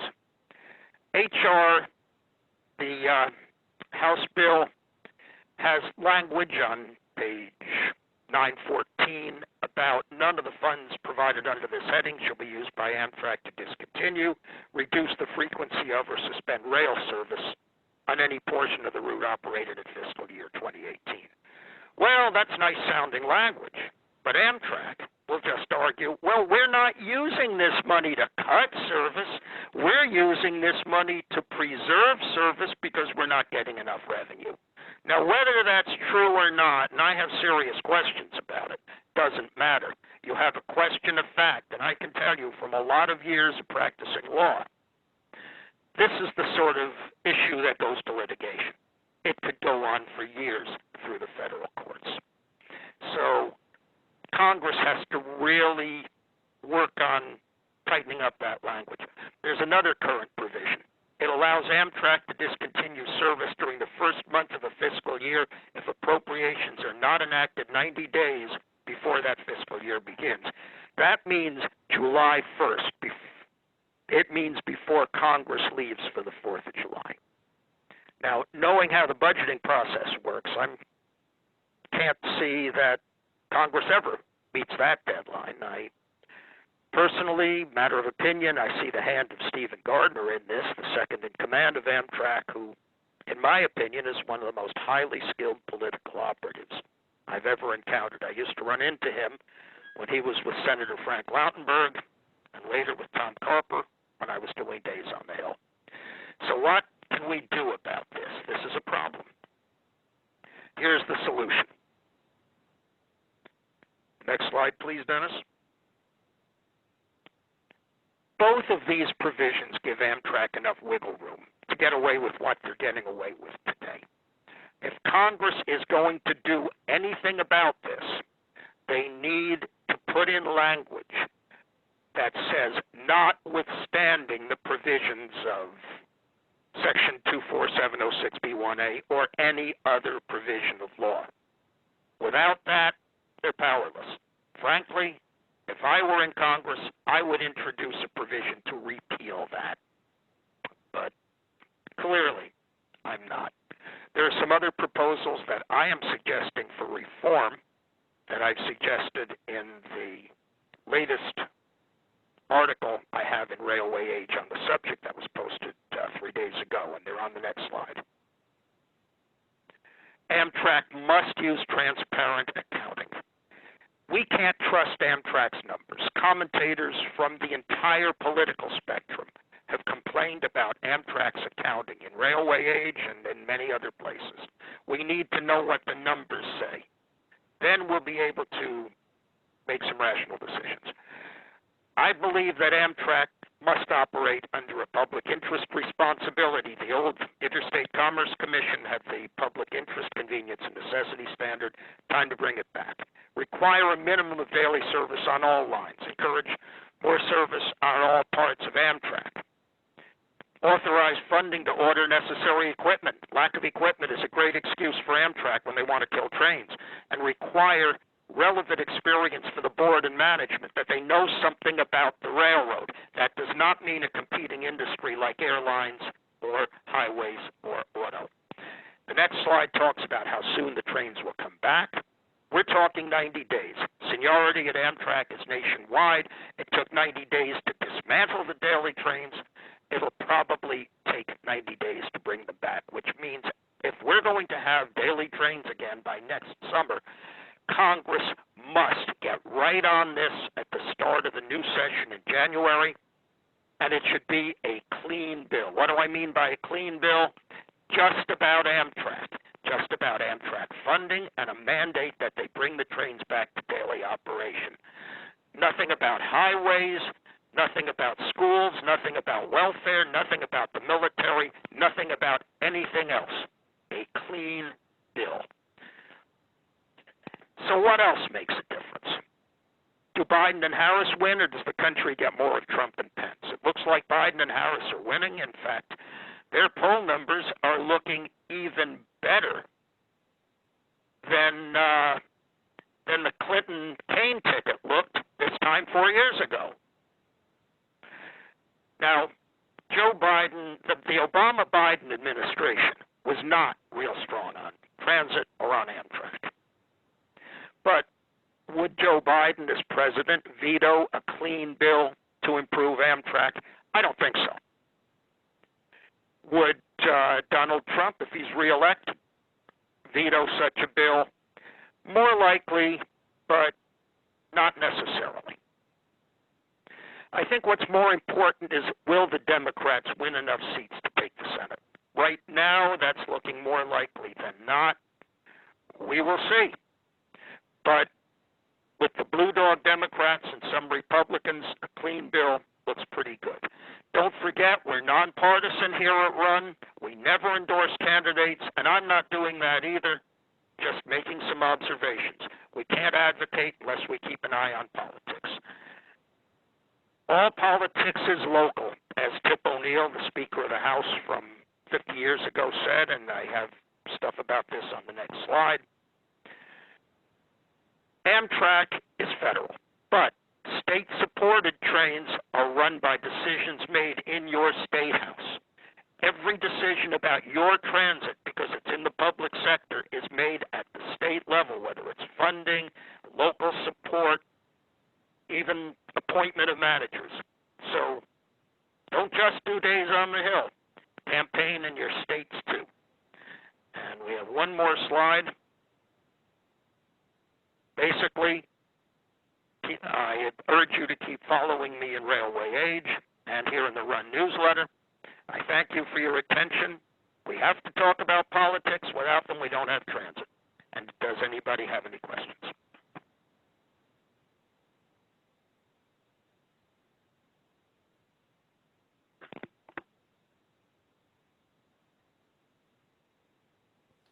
Questions, anyone? Raise your hand. Okay, Sally?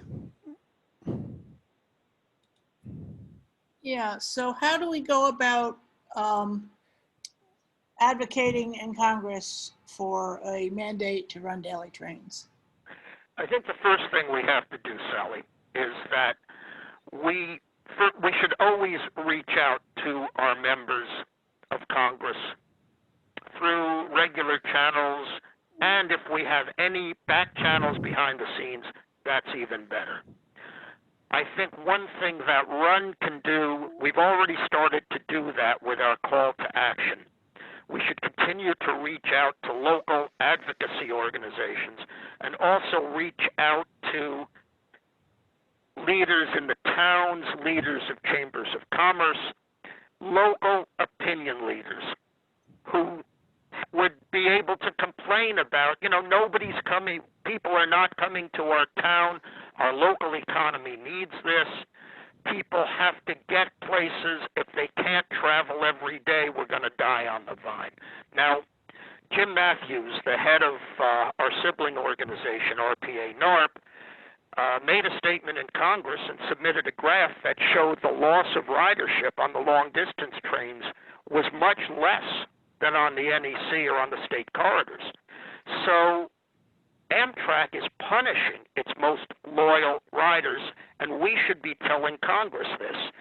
My concern is, over the years, there's been an alliance between the members of Congress who represent the territory that now only has a train 3 times a week, and the voting bloc in the Northeast that pushes the NEC.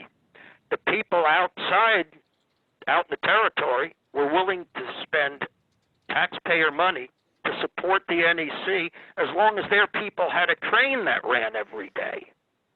Without those trains, this alliance could fall apart, and who's going to keep the NEC going? Will it be an interstate compact? Maybe. Will it be private sector money? Maybe. We don't know. Does that help, Sally? Yeah, thanks. Anybody else? Barry, did you have a question? I can unmute you. I wasn't quite sure if you had a question.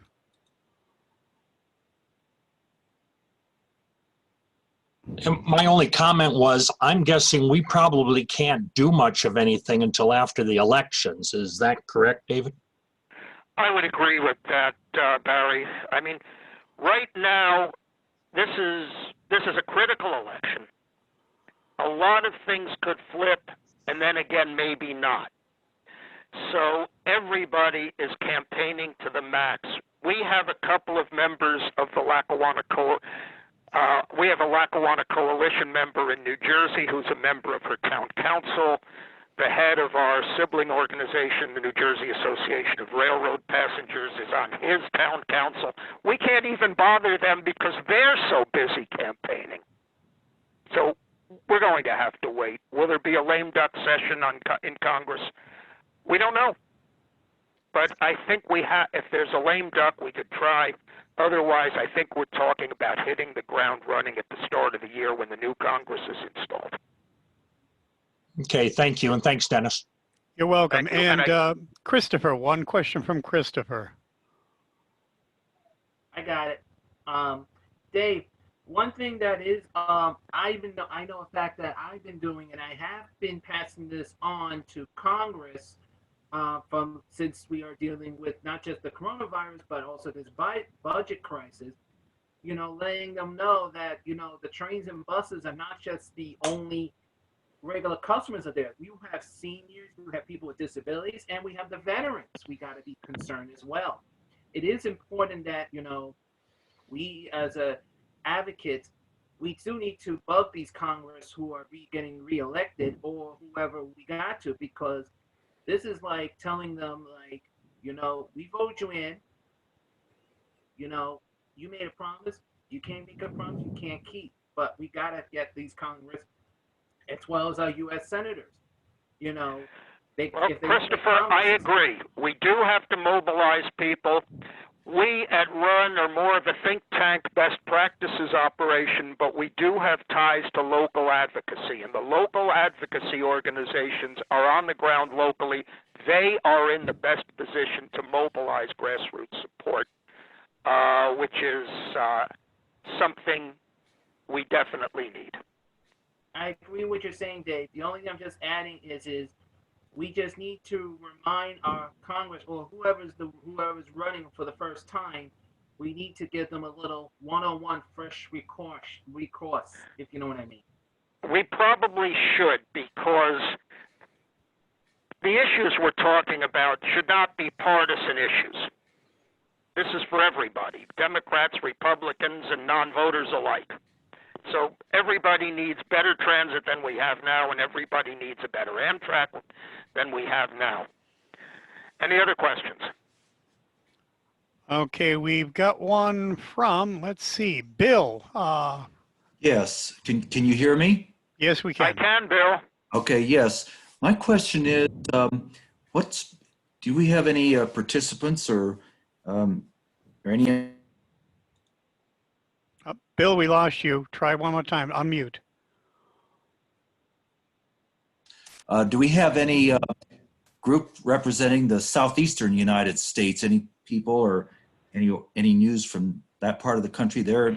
I have to tell you, Bill, there is not much. I am in touch with advocates all over the country, as most of my colleagues at RUN know. And for some reason, I don't understand. Advocacy in the Southeast is very weak. There are some good advocates I know throughout the region, but Georgia's practically a two-man show.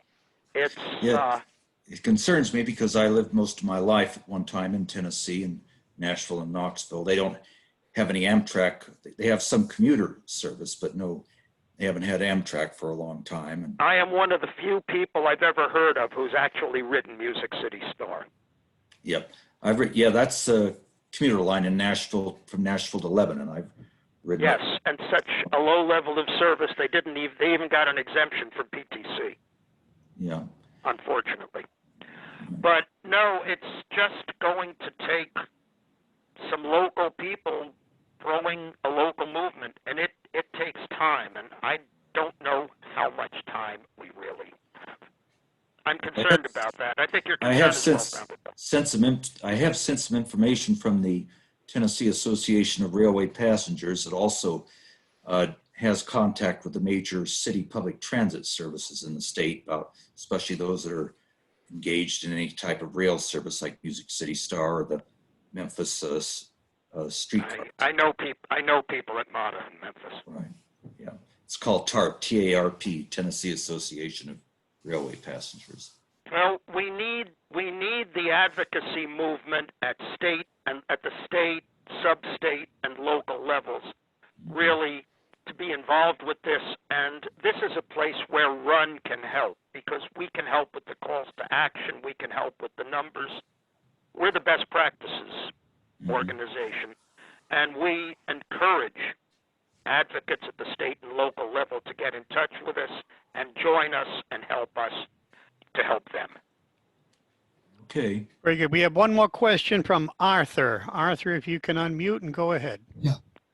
David, Art Poole here in Oregon. Hi, Art. It's still good morning to you, isn't it? Yes, still for a few minutes. Excellent presentation today. Do you have any suggestions for how to reform the makeup of the Amtrak board? First thing, take it out of politics. I'm having these same discussions locally in New Jersey with the New Jersey Transit Board. Get it out of politics. Make sure that the main qualification is knowing the railroad, knowing the financials, the operation, the marketing. There should be rider representatives who have experience riding Amtrak. I have about 900,000 miles. I'm hoping they'll go daily again so I can make it to 1 million. But it should not be a political appointment. There should be very thorough vetting. That if even if the president makes the final decision, every candidate should be thoroughly vetted for qualifications and for knowledge, and absolutely nobody from a competing industry. No airline, no auto, no highway, no oil. That's going to contaminate the board. All right, gentlemen. Wow, show me a board that isn't political, Dave. I'm waiting to see that one. Well, we have to, you're right, Andrew, but we have to minimize the effect of it as much as we can. Right. The problem is Amtrak and transit are in the public sector, but still. Yep. If there are no more questions, a couple of quick closing comments. We have no time, Dave. Let's go. Okay. You lost it. Okay, well, thanks to everybody, and let's get out and fight. Okay, our next speaker is J.W. Madison. He is in Albuquerque, New Mexico, and he's going to be talking about Rails Incorporated. He's the president of that organization. It's a nonprofit community-based action group whose mission is the rebirth of rail in the southwestern part of this country. So JW, welcome.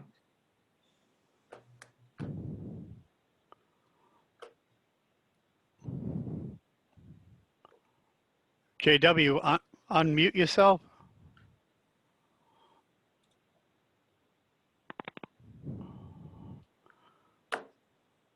Let me get down to the list here, serious. We have apparently lost JW. Let me see if he's dialed back in. Hello. Ah, you're there. Did you dial it or are you on video? No, I got cut off. I went over to I tried to re-enter Zoom several times and nothing happened except the initial screen. The blue line just got stuck. So I went to the telephone. Oh, gosh. All right, well, we've got your slides up, JW. I've got slide 1. I'm getting ready to launch. All right, so should I start reading my speech now? That would probably be a good idea. I'm going to put that right up right now. Nice timing. All right, here we go. This speech won't be about COVID or pretty much won't be about what most of y'all are talking about because you do that better than I do anyway. I'm a $1.98 visionary, and I'm talking in that capacity. The state of passenger train activism and its counterpart advocating for more limber and manageable freight and express has resembled, in my opinion, for decades, nothing so much as, well, trench warfare, a tiny, hard-fought advance, a not-so-tiny retreat, rear guard actions, on and on and on for at least the 20 years I've been a rail advocate, and apparently for a lot longer than that. We all know the oft-cited and accurate historical reasons for this. The rise of the personal automobile, once an instrument of fun, flexibility, and freedom, a massive federal program of subsidy investment in our national and regional highways, the huge auto, oil, highway lobbies, the demolition of urban and inner-city rail, most famously in the LA area, the hostility to passenger traffic on the part of our ever bigger and ever fewer freight railroads, et cetera, et cetera. What we tend not to notice is the implication of this longtime federal support of the road, air, and water modes, namely that these infrastructures are all public utilities with lots of room for both public and private moving parts, and rightly so. Slide 2, please, Dennis. Coming up. Thank you. I can't see anything. Here's our socialized national highway system. Slide 3, please. Here's our privatized national rail system. So why the hell is national passenger rail the only exception to this model? I have neither the time nor the official qualifications to answer this, but a quick survey of rail-oriented periodicals turns up these scary projections and more besides. 1, the likely catastrophic outcome of reducing the frequency of our long-distance passenger trains from daily to 3 days a week. 2, the business and public service limits of big freight's obsession with fewer and longer trains and the resulting waste of track capacity, which waste, by the way, could be reduced by reintroducing more frequent, shorter, and more versatile trains serving more and smaller customers and generating revenue of their own. 3, the waste and lost opportunity that result from defining rail productivity as sacrificing customers and customer service on the altar of operating a few giant consists hauling fewer products to fewer destinations, which yields business to the highways, poisons the planet, and kills good jobs, but makes a big profit off of what they actually do get done. And let's not forget the cavalier and I think illegal treatment of passenger rail in general by big freight in general. Why is this? I suggest, as a $1.98 visionary, 3 root causes for this long-running disaster. 1, big freight owns most of the tracks. 2, the system operates for the benefit of top executives, preferred shareholders, and financial predators rather than customers, employees, or the general public. 3, Amtrak is neither private nor public, but a patched-together hybrid manifesting, I believe, the worst aspects of both capitalism and socialism. I further suggest that we could begin to clean up this mess by socializing the tracks, not the trains. Turn the tracks into a public utility, a rail interstate, as my local group Rails Inc. calls it. We're thinking of calling it the Interstate Rail System, but that abbreviates IRS, so we let that one go. Slide 4, please. Oh, slide 4. That's our slide 4. That's our kind of what we'd like the system to look like before most of us die. A portion close to my own southwestern heart might look like this. Slide 1, please. What about Amtrak? I suggest we convert it into either a private company subject to the same market forces as others of the kind, or a public agency whose mandate would be to improve and expand the safest, most environment-friendly, public-friendly, and business-friendly motorized mode of transportation ever invented. Not counting, of course, the bicycle. Intelligent advocates and members of the general public who, as an amateur outsider, I respect and admire, have asked me if I'm looking to a foreign model for what I propose. Why should I? Every mode of transportation in America, except national rail, is organized pretty much exactly as I believe rail should be. And we have been there already. The Railroad Workers United, RWU, puts out an excellent quarterly newsletter called The Highball. In their spring 2020 issue, page 11, there's an editorial suggesting it might be time for us to consider nationalizing the railroads. Nationalizing is a loaded word. Here's a very quick summary of that editorial. During World War I, the government took over the railroads because it was declared that they could not coordinate moving everything efficiently enough to assist the war effort. During the years after the armistice, railroad workers vetoed by margins of up to 99%, or voted, bad I couldn't read that, voted by margins of up to 99% to keep the industry in public hands. This did not happen, and railroad workers, the bereaved families of the many worker casualties, the public, and rail shippers, businesses, have as a result suffered to this day. Find this editorial, ladies and gents, and related material in the Rails Incorporated website and read it slowly with an open mind. Slide 4 again, please, Dennis. And would you go to slide 5? And 5. Thank you. What I'm asking with this rather sketchy little speech is for this idea to be taken more seriously, pro or con, by advocates more knowledgeable than I am. Prove me right, prove me wrong, find a third way. I don't have the big answers, but it is past time we hauled ourselves out of this rut, trench, we've been thrashing around in for at least 20 years and take a bigger view. To learn more, slide 6, please. I am here for questions, comments. Thank you very much. Very good. We've got one question from Arthur. Are you have a question, Arthur? Your hand is up.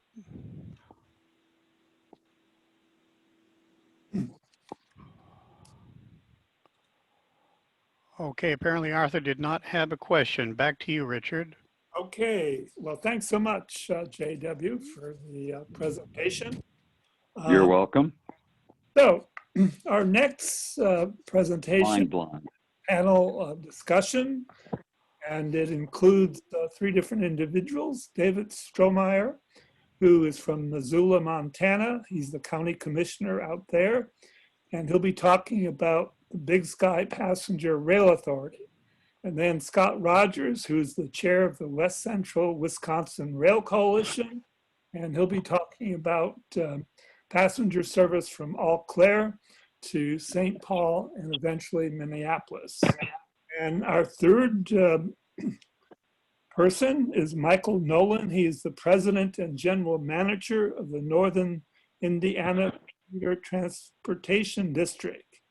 And he'll be talking about the effort to expand the South Shore commuter rail line from Harmon to other county communities. So why don't we start with David's, I should say, David's presentation. He wasn't able to be here today.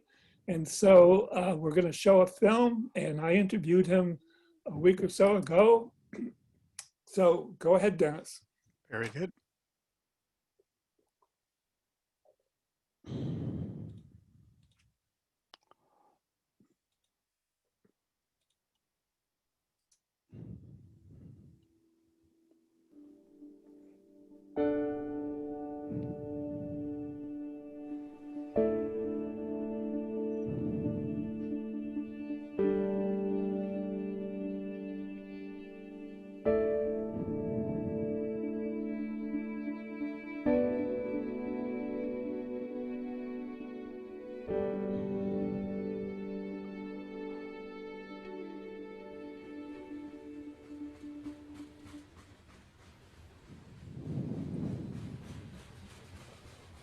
Well, it was in 1883 that the Northern Pacific Railroad came through the southern tier of Montana and right through Missoula County. We lost passenger rail service through southern Montana in 1979, and for the past 41 years we've been trying to get it back. In the year 2020, we are embracing passenger rail as a way to bring this state, this region, and this nation back together again.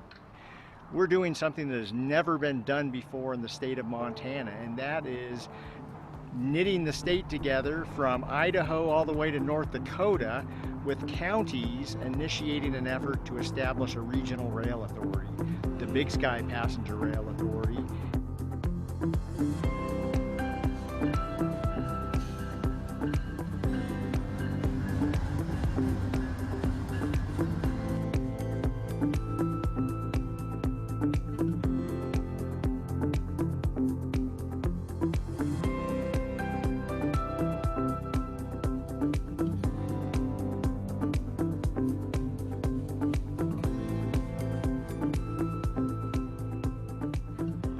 conservation communities would greatly benefit from additional transportation options, such as passenger rail. This safe, affordable, and reliable option would provide the connectivity throughout the region, as well as alleviate some of the weather and traffic concerns. Restoring passenger rail is long overdue. While the northern tier of the great state of Montana is covered, the central and southern tiers aren't. And so anything we can do to increase that would be great.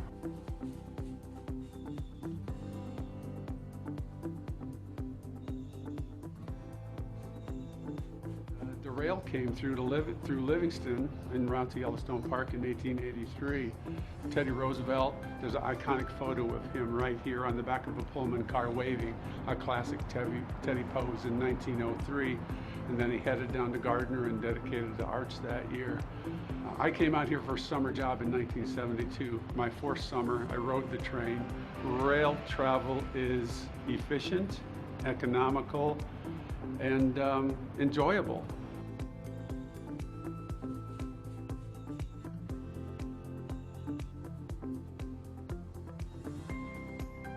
This is something the community misses. This is something tourists miss. This is a historical site. This site you before is historical. A lot of people want to be back here looking at the train. The train was part of the history of this part of Helena, and bringing it back, bringing development back to this part of Helena, the 6th Ward, can be better. It's ideal. You know, I think this is a great idea. I think it will boost our economy. I think it will help alleviate some of the inequality that we have here. We will be able to travel freely during the winter months. And so I thank you guys for what you're trying to do. I really do.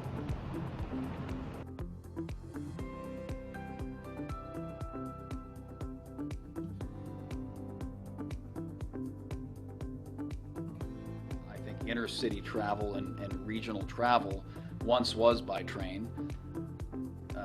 The economy evolved, industry evolved, but I think not to try to go back to an age, we can never turn back the clock. It's impossible, but we can learn from innovation technology and realize that there are ways to do old things better now, and optimizing travel between Billings and Missoula and Kalispell and Bozeman is going to be a critical deliverable for us to progress our economy in the next 20 to 30 years. And the best way to do that interconnectivity, I think, is through rail.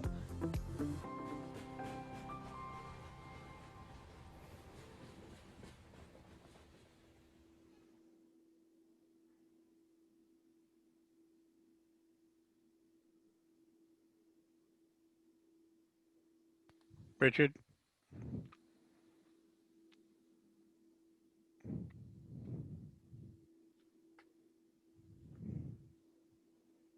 Richard, do you want the second video now?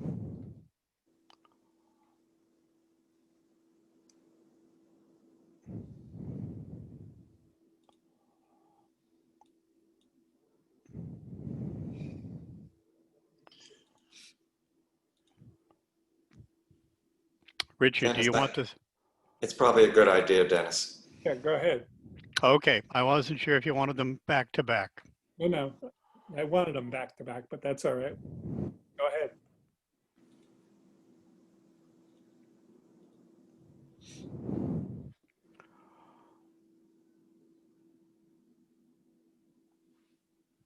Our first panelist today is David Strohmeyer. He lives in Missoula County. He's been there since 1997. Prior to being a member of the Board of County Commissioners, Dave worked for 18 years with the Bureau of Land Management and the U.S. Forest Service. Dave holds an undergraduate degree from Seattle Pacific University and graduate degrees from Yale Divinity School and from the University of Montana. He's an author of a couple of books, which are quite timely. They were written a while ago. One is called The Season of Fire, and the other one is called Drift Smoke. And living in Montana, I suspect you have some information recently about the fires in California. Believe it or not, here in Portland, Maine, we actually had smoke drifting from the far west. I So, believe it. thanks so much for being willing to be on the virtual conference, these recording, and I know that you were tied up for the actual day. So let's talk about this rail authority that you're trying to put together. So the first question I would have is in regards to your background. How in the world did you get involved in passenger rail? It's kind of an area of interest that some people hold dearly, but most people, at least in the last 20, 30, 40 years, have totally forgotten about passenger rail and could care less. Yeah, thanks, Richard, for that question, because as you were reading my biography, I was also asking myself, how is it that someone with that sort of background might be interested in passenger rail? And for me, it boils down to, prior to joining the Board of County Commissioners in Missoula County, served on the city council for the city of Missoula for 2 terms, 8 years, beginning in the mid 2000s.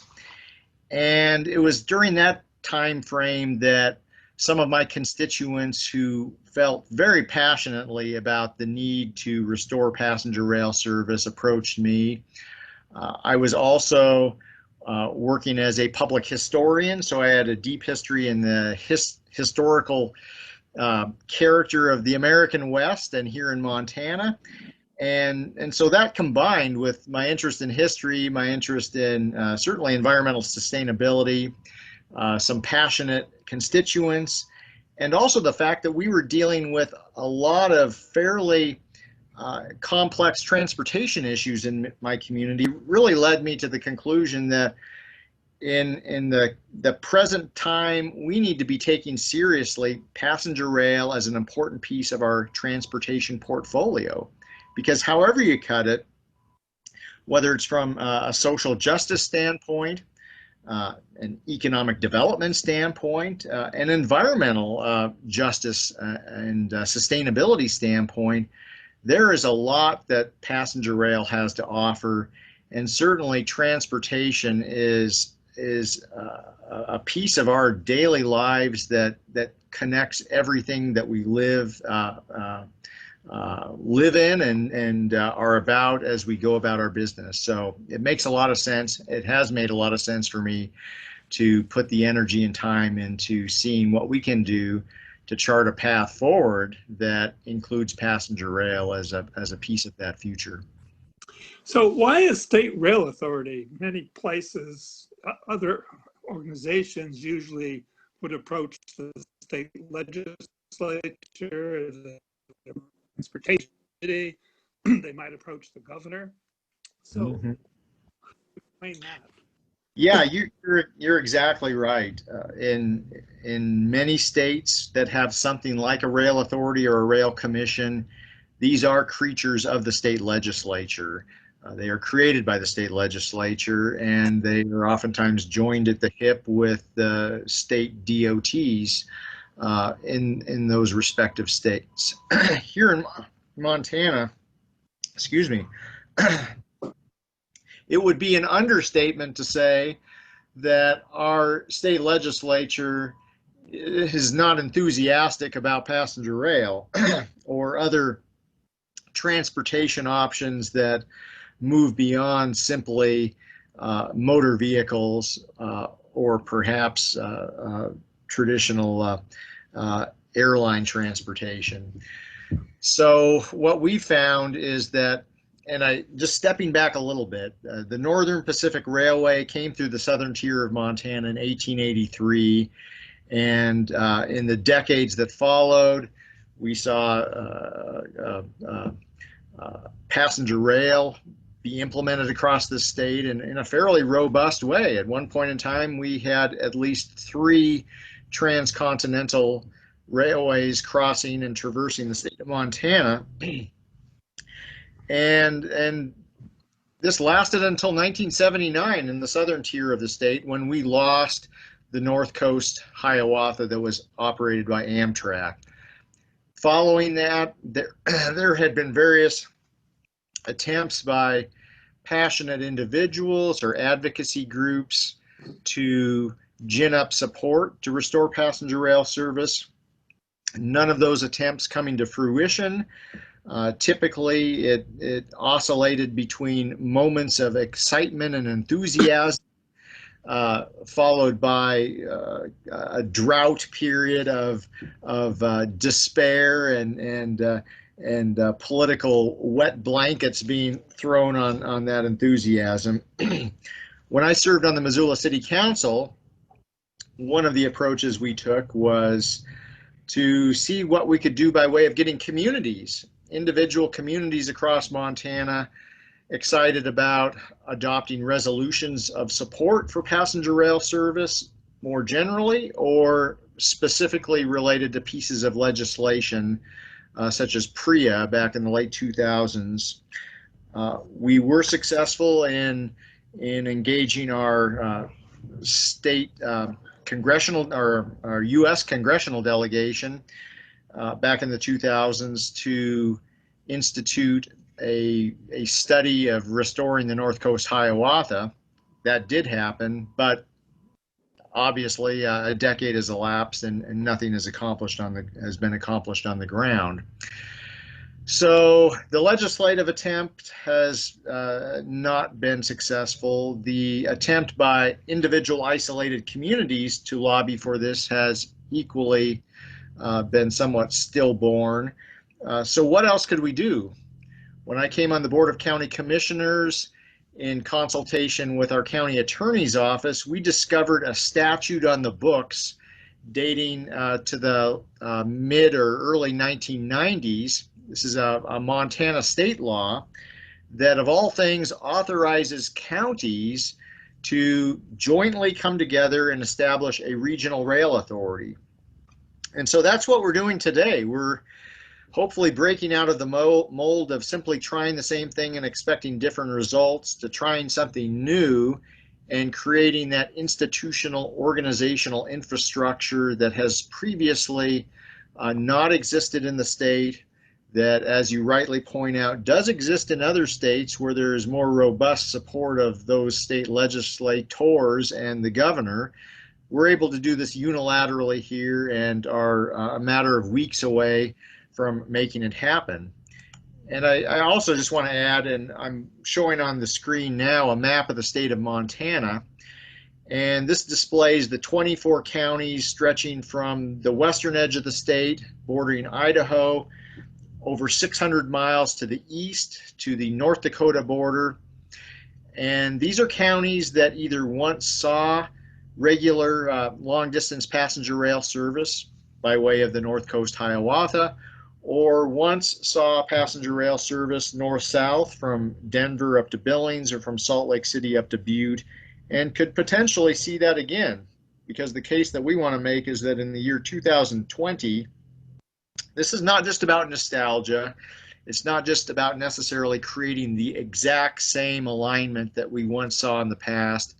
It's looking forward into the future in terms of how, from a social connectivity standpoint, from an economic development standpoint, passenger rail makes a great deal of sense now. And we're not just dressing up in vintage regalia and train conductor garb and reminiscing about the old days. We're looking at creating a transportation future that really works for our constituents, region, and nation.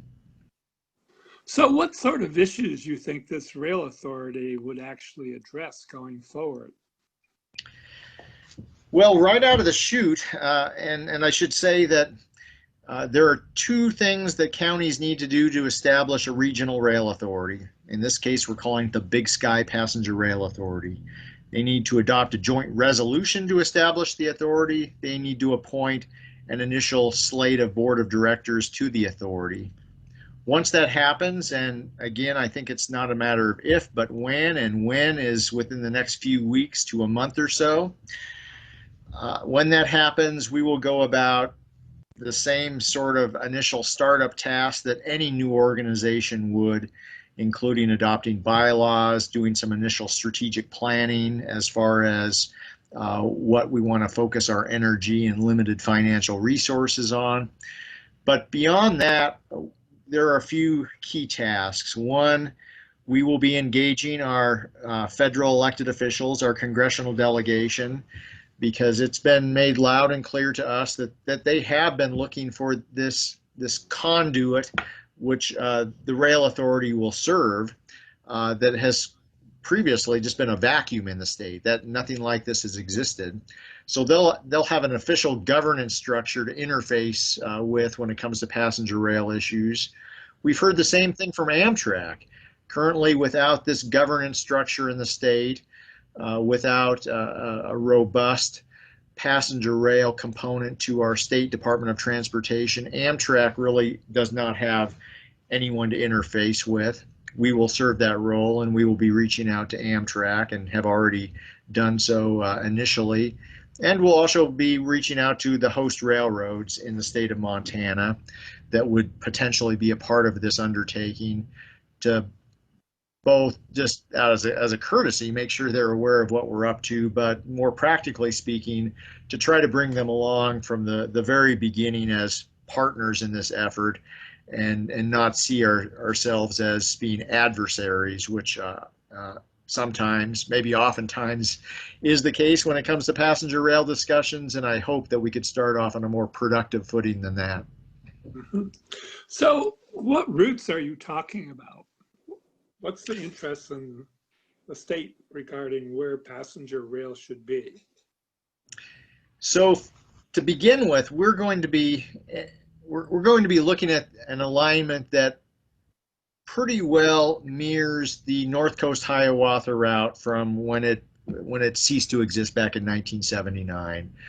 By and large, with only one major exception in the area of Butte, Montana, the line is currently used for freight. So it's in good shape. We're going to most likely focus on that, and how can we make the necessary infrastructure upgrades to that route to accommodate passenger rail service.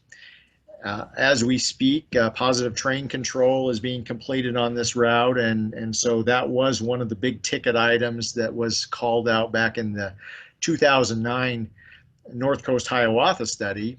So some of those improvements that were recommended a decade ago have either been completed or in the process of being completed. We'll focus on those routes that route alignment that corresponds with what we would see as the path of least resistance from an infrastructure investment standpoint. But as I mentioned earlier, we once did have north-south connectivity to the state of Montana and throughout the broader region by way of Denver to Billings and Salt Lake City to Butte. And if you look at a map of the western United States and the long-distance passenger rail routes that exist here, you will see a number of east-west routes. Arguably, I would say not as many as I would like to see, but precious few north-south routes in the Intermountain and Rocky Mountain West. And I think that because of that, we've wanted to be as inclusive and expansive in our initial vision as possible. But when the rail authority finally assembles, that will be one of the questions that we're grappling with, is just how do we allocate our resources and energies. You mentioned that the railroads have actually installed positive train control. What else would be done? I suspect that this is mostly single track territory. And if they're using precision train scheduling, then you're talking longer trains than usual. That's exactly right. So the PTC is either has been or is going in. The next major cost element to this would be adding additional double tracking. There absolutely are areas in the state that, in the southern tier of Montana, that have that installed already. but clearly it's not adequate for making sure that we are not impeding each other's services, freight or passenger rail. Additional sidings would be necessary. As you mentioned, we are currently wrestling with some excessively long trains, freight trains, and we need to make sure that either the sidings or the areas of double tracking are adequate to accommodate the increased traffic from passenger rail.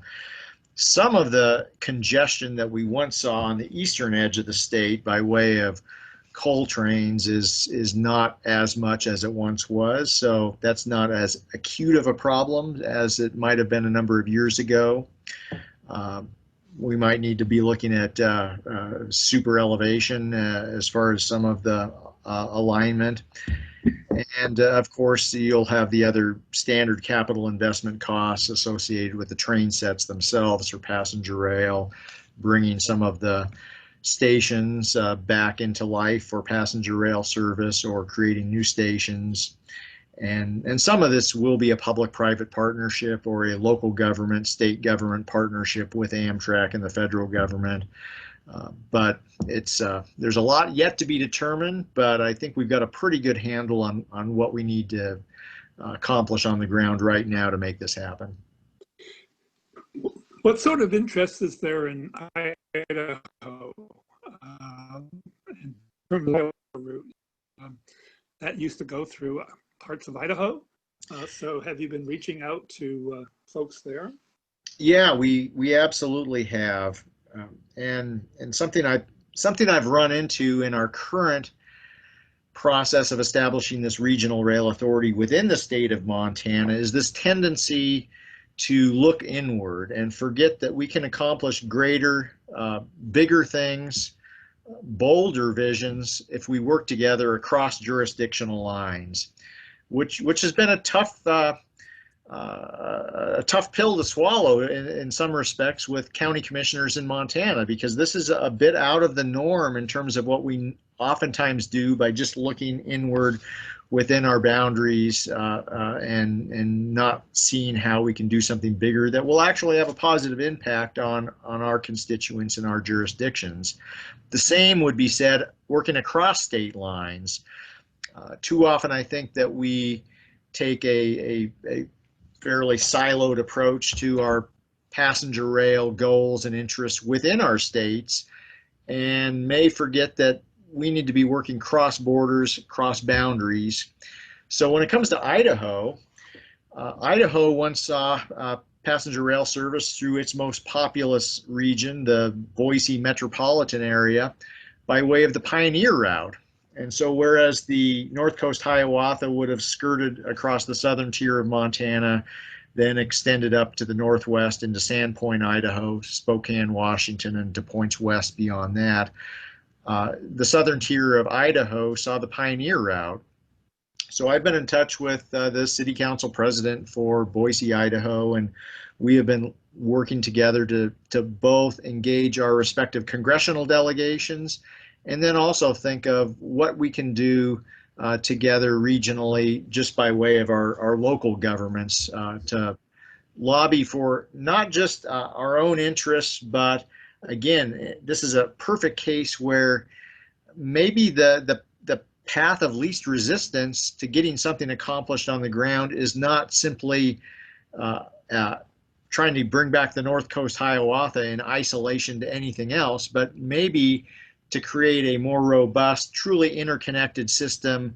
We should be thinking bigger and bolder and more visionary about bringing back multiple long distance routes at the same time and not just find ourselves in this constant state of an attitude of scarcity and creeping around with our tail between our legs in a defensive posture, trying to ward off retrenchment by Amtrak, which we are, but I think taking a more offensive posture may be something that would serve us better and would fall into the category of not simply trying the same thing and expecting different results.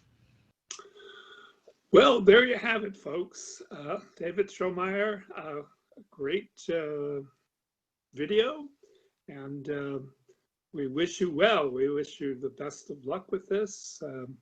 I spent a month in Montana back in the early 1980s in Bozeman, and I loved that city.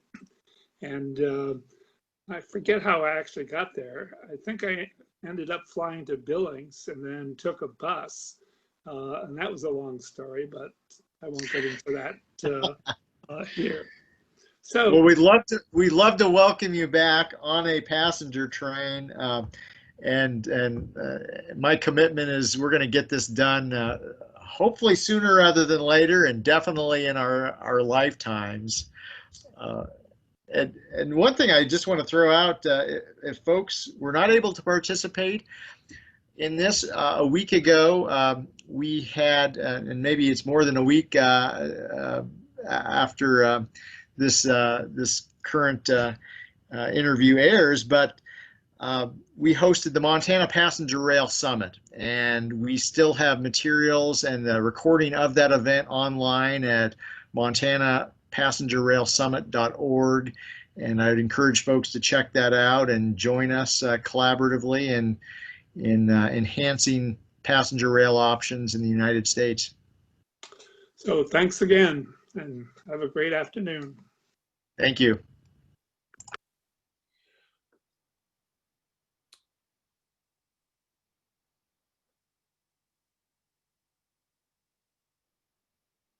Okay. Go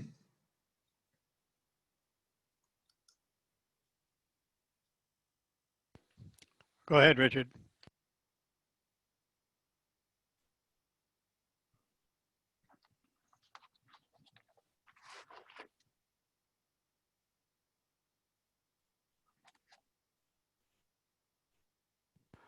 Lost your audio, Richard. Okay. There we are. Scott Rogers is up next. He is the chairman of the West Central Wisconsin Rail Coalition, which is working to restore rail service from Eau Claire, Wisconsin to the Twin Cities in Minneapolis. And so, Scott, you're on. Okay, thank you, Richard.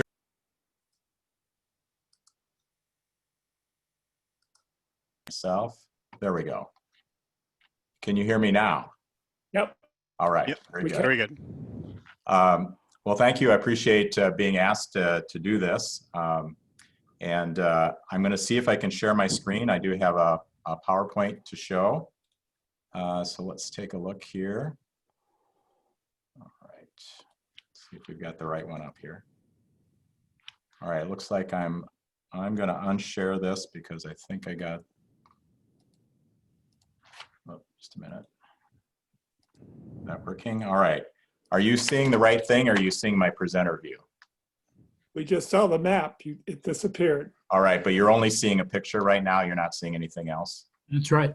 All right, I just want to make sure because I see some other things. So, well, I do want to give you greetings from Eau Claire, Wisconsin. Our colors for the fall are near the peak right now, and in future years, we'd like to be able to bring tourists here to Eau Claire on a train. And what you're looking at here is the bridge across the Chippewa River in Eau Claire with a westbound Union Pacific train.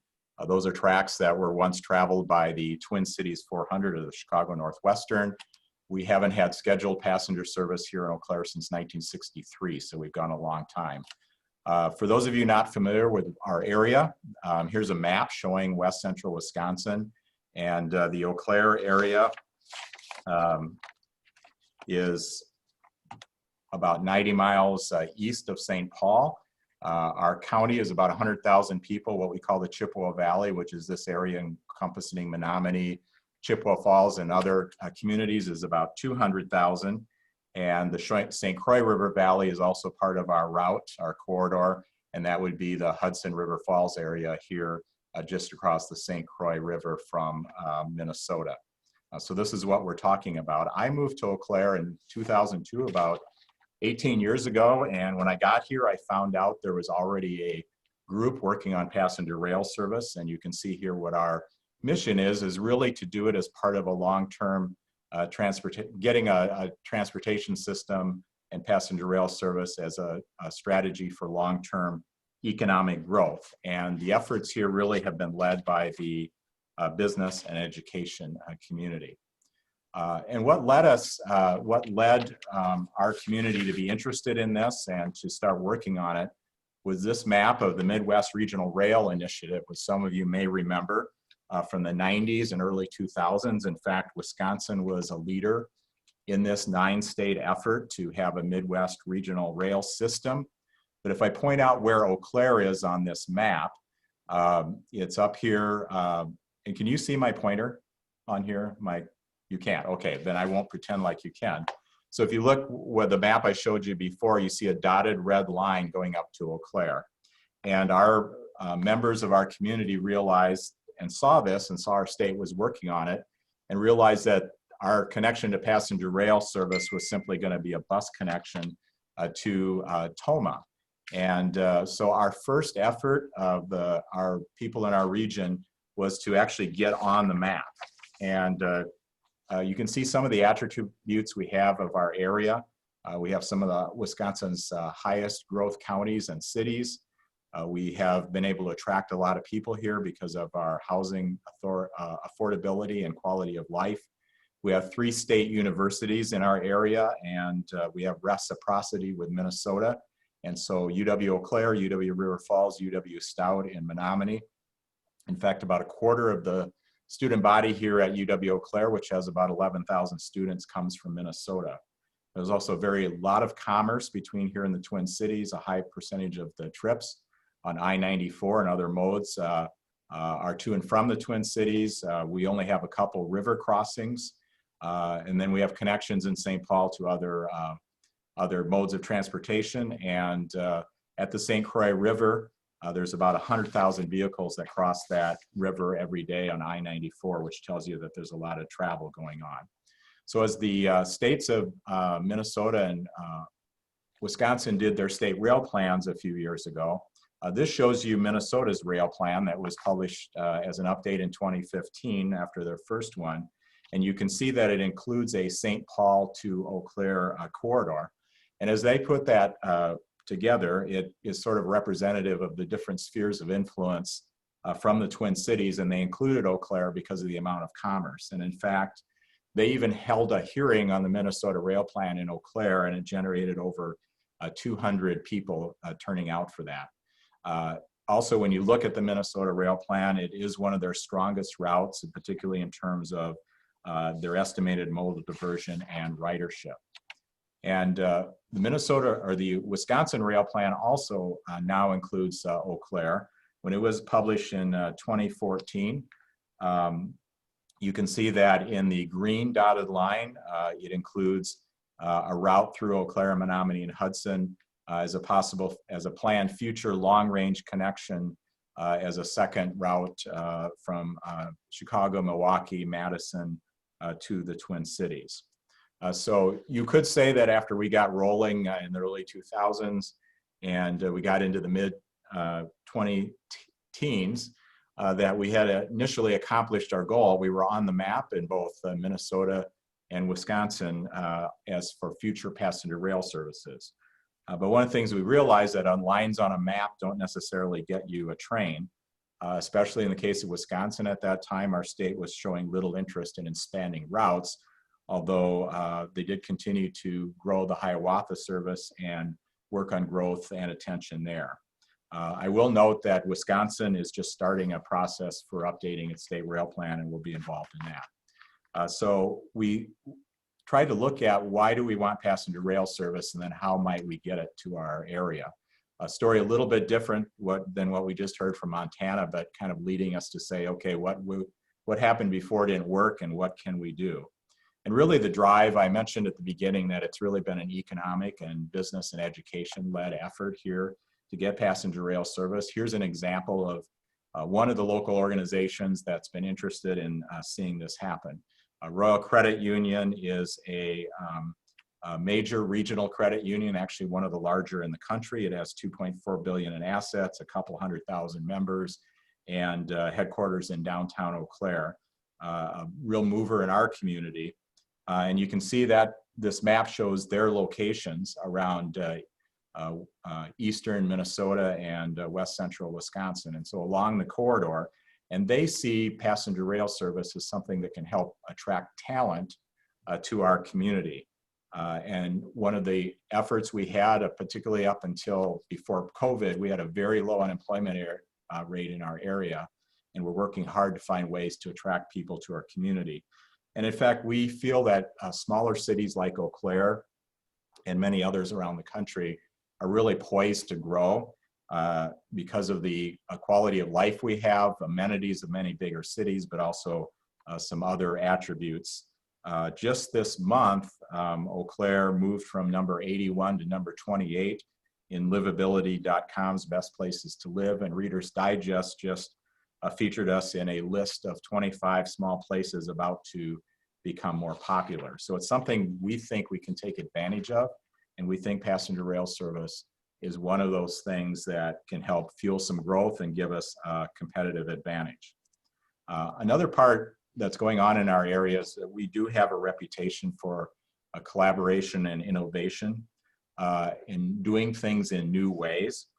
And we kind of realized that, particularly a few years ago, just going to our legislature and asking for a traditional state-supported Amtrak service was not in the cards. And so what we did was we created what we called a Passenger Rail Organizing Council. A fellow named Dave Christensen, who had just retired as a rail planner at Minnesota DOT and was living in western Wisconsin, agreed to be our volunteer executive director. So he put together a group of business people to look at what could we do to start an Eau Claire to St. Paul corridor? Can we look at innovations, new ideas? Can we look at public-private partnerships, working together on things, innovations in financing? And that led us to look around the country and see what else was being done other places that we could learn from.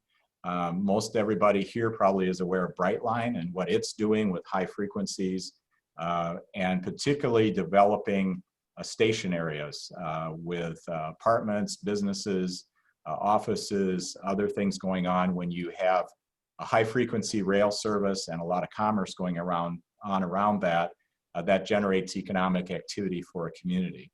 And we actually have a small city example of that in neighboring Illinois, Normal, Illinois, a few years ago when they developed their passenger rail station area.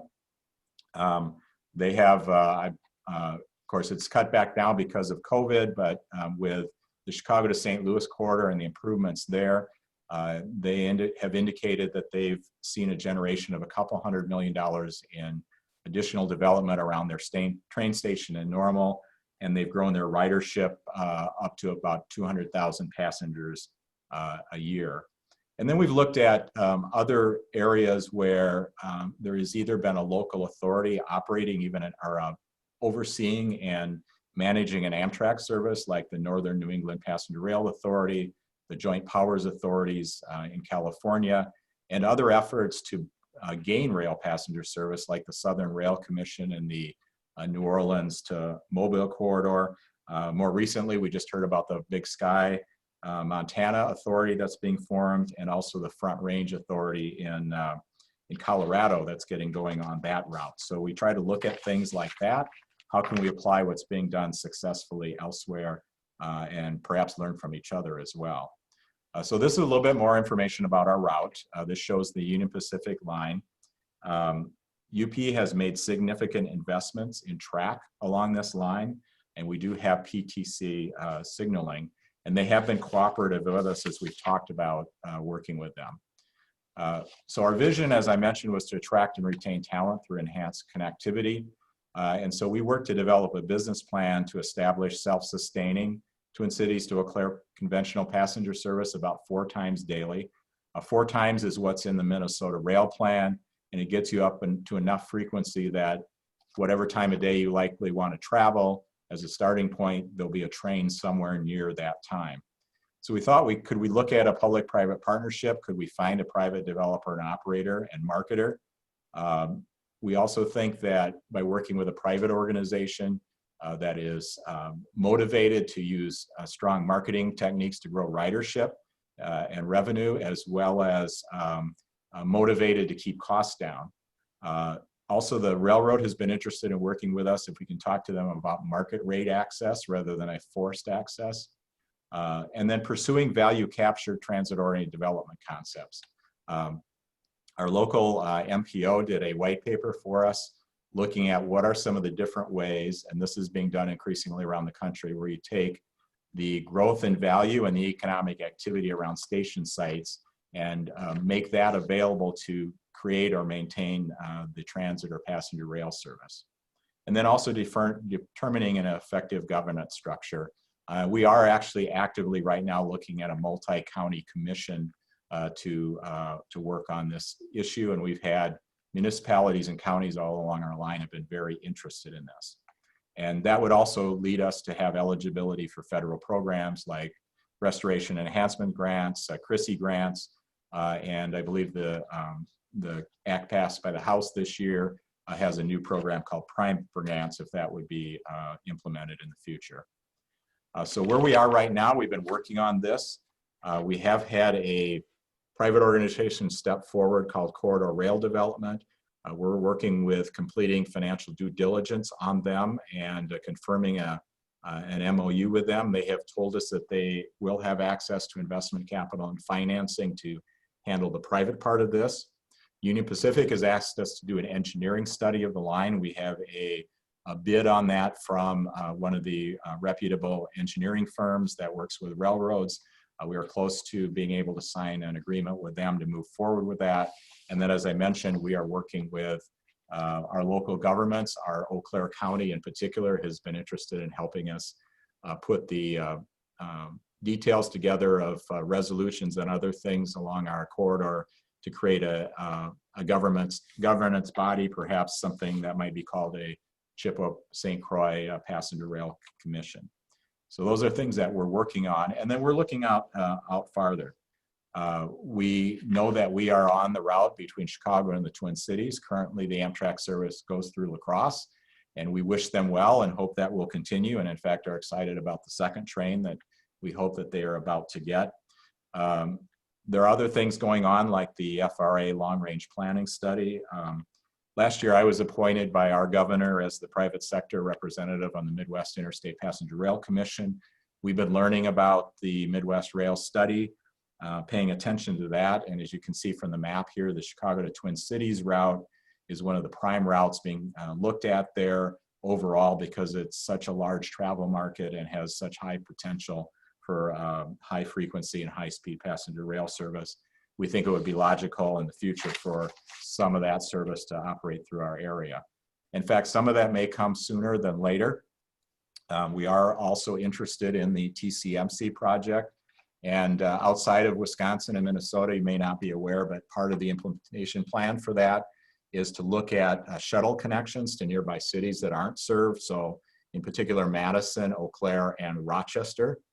In fact, our city council, county board here, and our Chamber of Commerce all weighed in with Minnesota and Wisconsin on their CRISI grant, saying that we favor this because it would add service to it. So even though I said earlier at the beginning that we were disappointed that the Midwest Regional Rail Initiative only included a bus connection to Eau Claire, if that's a first step to having passenger rail service and access to the system, we'll certainly take that. And if you've been following this at all, the states were awarded a restoration enhancement grant a few weeks ago. Just this month, it was announced that there's a CRISI grant being made available to that. And there's just one piece remaining, which is the Minnesota side of the capital funding. So that is moving right along, and we hope that will be happening sooner rather than later as well. So here's a little bit of our contact information if you want to pay attention to who we are. And we're excited about what we're doing. We think even the COVID-19 situation and some of the concerns about larger cities, we are continuing to see a lot of interest to people moving to our area.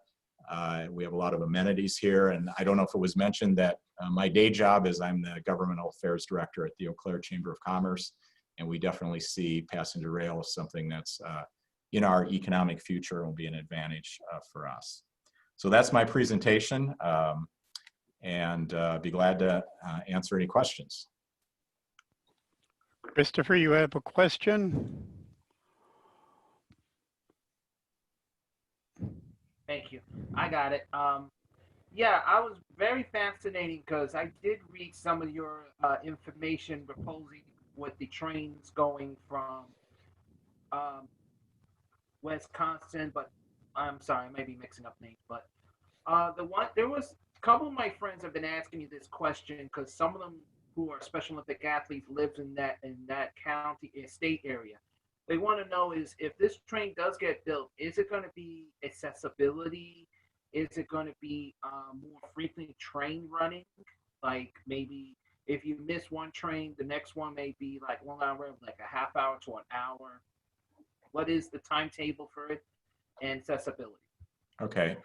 By given anything that's going to be done these days is going to be ADA accessible if that's one of things. And certainly one of the reasons, you know, we are very auto dependent here. We have a lot of commerce between here in the Twin Cities and to the east as well, to Madison, Milwaukee, and Chicago. And you pretty much, we have 2 flights a day on United, and we have very poor limited Greyhound bus service. So that stops a few miles outside of town, actually. So people who choose not to drive can't drive. We have a large state university here. People who want a choice don't have it right now, so we think that's important. And we started with the idea that it might be 4 trains a day to the Twin Cities, which gives you some frequency if you have a different time of day you want to go. It's sort of might be the sweet spot where you can start out with that. One of the corridors we compare ourselves to is it's a little bit shorter, but Boston to Portland, Maine, a medium-sized city at the end of a route that goes to a larger city. It has 5 trains a day. I think it started with 4. We didn't want to be one of these routes where you just run 1 train a day because you don't get the utility there. And then if you have at least 4 trains a day, you could see the development happening around the stations. And that could be one of the keys. We think it might be able, actually, we think it can be self-supporting between fares and other revenue sources, such as what might come from value capture concepts around the station development. So all of those are key, and building a network, et cetera, hopefully would lead to a service that could sustain itself over the long term and also not be subject to, let's say the state has a bad year on tax revenue and runs short of money, and then they have to cut their subsidies. So that's one of the things that we looked at as well. So anybody else with questions? And those of you who are on telephone only, you can raise your hand to the moderator by dialing *9 on the keypad. So are there any additional questions? And it doesn't appear to be any, so I guess we're all set. Okay, let's move on. Thanks so much, Scott, for wonderful presentation. So our third panelist is Michael Nolan. He is the president and general manager of the Northern Indiana Commuter Transportation District. Prior to his appointment, he served as Metra's deputy executive director, and he will talk about the South Shore commuter rail line extension to other Lake County communities. So thanks so much for being on, and tell us more about it, Michael. All right, thanks, Richard. I'm going to try to share my screen here with the assistance of my daughter here, hopefully. All right, can everybody see my screen? Let's see. We're still seeing you, not the presentation. There we go. There we go. Okay. And if you put that into slide view. Where's that slideshow? Right there. There you go. And from current slide. There we go. Are we good? We're very good. All right. Well, thanks for having me today. Appreciate being here. Actually, I think Scott, you and I were on a panel a couple of weeks ago, talk about what's going on in commuter rail here in Indiana and Wisconsin. To start off with, we're a 90-mile railroad. We're sort of 2 railroads in one. We're a commuter line because we serve the areas from Michigan City on into the Loop in Chicago, Illinois. That's about a 50-mile run. And then we go all the way out to the South Bend International Airport, where we serve the South Bend, St. Joe County, Elkhart region. which is more intercity type service. And so we run about 5 trains a day over that distance, and yet we run probably 34 trains that are more commuter type service. On our route, we're a bi-state railroad, so we run in Illinois and in Indiana. Last 15 miles of our service, we're on Metra. It is grade separated quadruple track territory. From there, when we get onto our tracks at Kensington, where we jump off Metra, 115th Street in Kensington, Chicago, we have another 17 miles of track that's double tracked. And then from there, from that point, which is basically in the middle of Gary all the way to South Bend, we're primarily a single track railroad, which includes street running in Michigan City. We're often known as the last interurban railroad in the country. In Michigan City, we've got 33 grade crossings, no active crossing protection, crosswalk stop signs, and cars go back and forth alongside us, parallel and also perpendicular to us. We actually stop at a stoplight and have to wait till the light turns green for our train to run. So we're an interesting railroad with a lot of history. The poster there that you see is one of the iconic 1920s Art Deco type posters that are basically seen in every business, restaurant, government building here in Northwest Indiana. So the South Shore Line is part of the fabric of this community. Here's our rail route. Again, 90 miles from Millennium Station in Chicago down to South Bend, Indiana, and we follow Lake Michigan, which is part of the poster campaign. There's 2 projects I'm going to talk about, and I'll try to move through this very quickly. We have a Westlake Corridor route, which is a line extension that runs from our Hammond station in North Hammond, Indiana, along the Illinois-Indiana border, along a stretch of the old Monon Railroad that we preserved back in 1990. We've been at this, trying to get this Westlake Corridor up and running for about 3 decades. And in about 2 weeks, we expect to have a full funding grant agreement from the Federal Transit Administration in Chicago. This is a $933 million project that we're just about to have a groundbreaking on. 852 is the construction and professional services, and the rest is eligible financing costs. Here in Indiana, I heard somebody mention that their state isn't necessarily known as being pro-transit. You probably would have said the same thing about Indiana. This is a state that values return on investment, and that's exactly how this project has been developed since day one.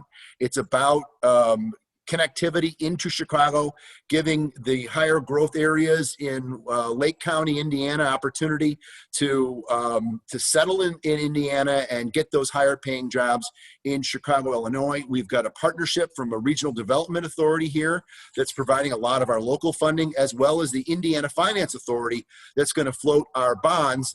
Indiana is a AAA rated state, so we're going to get the benefit of some really good interest rates that's generated because of our state's strong financial capabilities. On the left, you see the Metro system in Chicago.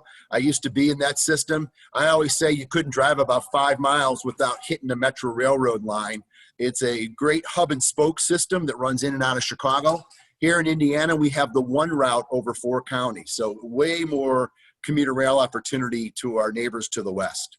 So there's a depiction of the corridor that we're talking about. On the top of the screen is the rail line coming in from across the Illinois-Indiana border in orange. And then we divert in Hammond. We have a gateway station in Hammond where both lines will come together. And then we run down the corridor that was preserved years ago. Now, oftentimes when these railroad corridors are abandoned, they become bike trails, never to return to rail lines. This corridor was preserved specifically to be a commuter rail corridor. We do have a bike path there, but the primary opportunity here, the reason it was preserved, was for commuter rail service. 8 miles in length. A lot of this is going to be up in the air structure over rivers, over 3 different opportunities to go over Class 1 railroads. The part of the high capital cost here is that we're going to be up in the air. We're building a new rail yard. There's around $550 million worth of actual construction cost. This is going to be done through a design build effort led up by the joint venture of FH Passion and Ragnar Benson. We hope to give them a notice to proceed here in the next couple of weeks. Initially, we'll have 5 inbound trains in the morning, 5 outbound trains in the afternoon, and then there'll be 1 flip train on each of those rush hours that comes back, more of a reverse commute type service. But the other thing we're going to do is we're going to run a 2-car shuttle from the Munster-Dyer station, which is the southern point of this new service, and we'll run the 8-mile length of the corridor up to North Hammond, and we'll just run that back and forth all day, and it'll meet up with the South Shore Line service. So we'll have full service connectivity day 1 on the South Shore Line as a result of that. Through trains, one-seat trains will be about 47 minutes from the end of the line to downtown Chicago. Again, 7.7 miles, 52 structures we're building, 2,300 track feet of bridge, 5,000 feet of elevated structure, 6,800 feet of retaining wall. We're building a new maintenance facility, 4 new stations. We're relocating a bike path, and of course the guideway and system elements, including upgrades to our PTC and signal system along this line. A lot of property acquisition here. We're acquiring 138 homes as a result of this project. We've got a lot of the property already acquired. We do have eminent domain authority. We use it sparingly, but we will use it to acquire this property. A lot of permanent easements, temporary easements, and there's also a number of business relocations as well. In order to run this service, we are going to rehabilitate 32 cars in our fleet that are from 1982. They're stainless steel Nippon Sharyo cars. We're going to give them a complete end-life gut job. When these things go back in service, our customers will think they're brand new. New floors, new seats, new bathrooms, new windows. We'll have the USB cords, and so they will look like they're brand new. We're doing all that work in-house with our own workforce. We'll be doing all high-level platforms. This will be a single line. No freight will be on this line. The platforms will vary in length between 2-car and 8-car platforms. The smaller platforms will all be able to be lengthened in the future. They're modular in approach. It's expected that there'll be the contractor will start in the middle of this project where we control all the property. They'll move to the south, and they'll finish up in North Hammond, where most of the project, as I said, is up in the air. Right now, this is our federal timeline. These projects take a little bit of time. There's a fair, if you haven't done an environmental process before, be prepared for it. If you need a full-blown environmental impact statement, we started that process in October of 2014. We got our record of decision and our final economic impact statement in 18, and 2 years later we're on the precipice of getting a full funding grant agreement. When we started this was a 50-50 grant program, Fed state. It's now 62% state, 38% federal. Now, every administration can change that. When I first started in this industry, this was an 80-20 type shared program. The federal government was in for 80%, and locals came up with 20%. So this has evolved over the years. We're going to start construction here, or give an NTP here in the fall. They'll be turning dirt next spring, and we hope to start revenue service, non-contingency schedule service in spring of 2025. So this is a pretty complicated program or a project that has to be done, and we're looking here to about a 4-year construction schedule. Why are we doing this? Well, we're looking to increase ridership. Today, our ridership, and let's talk pre-COVID numbers, we are right around 12,000 riders a day on the South Shore. I'll talk about a parallel and complementary project that we're going to double track the South Shore line itself here. But with double tracking the South Shore and adding Westlake, we expect to be at about 27,000 rides by 2040. Here's a rendering of the Hammond station plan. If you're looking at the top left where you see to Chicago, that's our South Shore line that's heading into the city. As you come from left and you run to the right down the screen, you'll see there's a parking lot that's listed there, and there's a South Shore platform that will be at grade, and the Westlake train, which will be parallel to it, which then breaks off to the south or to the lower end of your screen, will be an elevated platform up in the air. This is our gateway platform where riders can transfer to and from each of the lines. You could take a train from Munster at the south end of the service on Westlake, take it up to Hammond, jump off, grab a South Shore train and jump on and go to South Bend, or you go from South Bend to Hammond and jump on, get off there and get on a train going down to Munster. Lots of different opportunities here with this gateway station. Here's some renderings where you can kind of see that one in the bottom left is a pretty good depiction. The gateway station will have the South Shore there. You can kind of see through the structure there. The South Shore is at grade, and the gateway station is up in the air. Just to the south of that station, here's our new rail yard. We'll have 4 main storage tracks, and ultimately we'll have a full-blown maintenance facility at this site.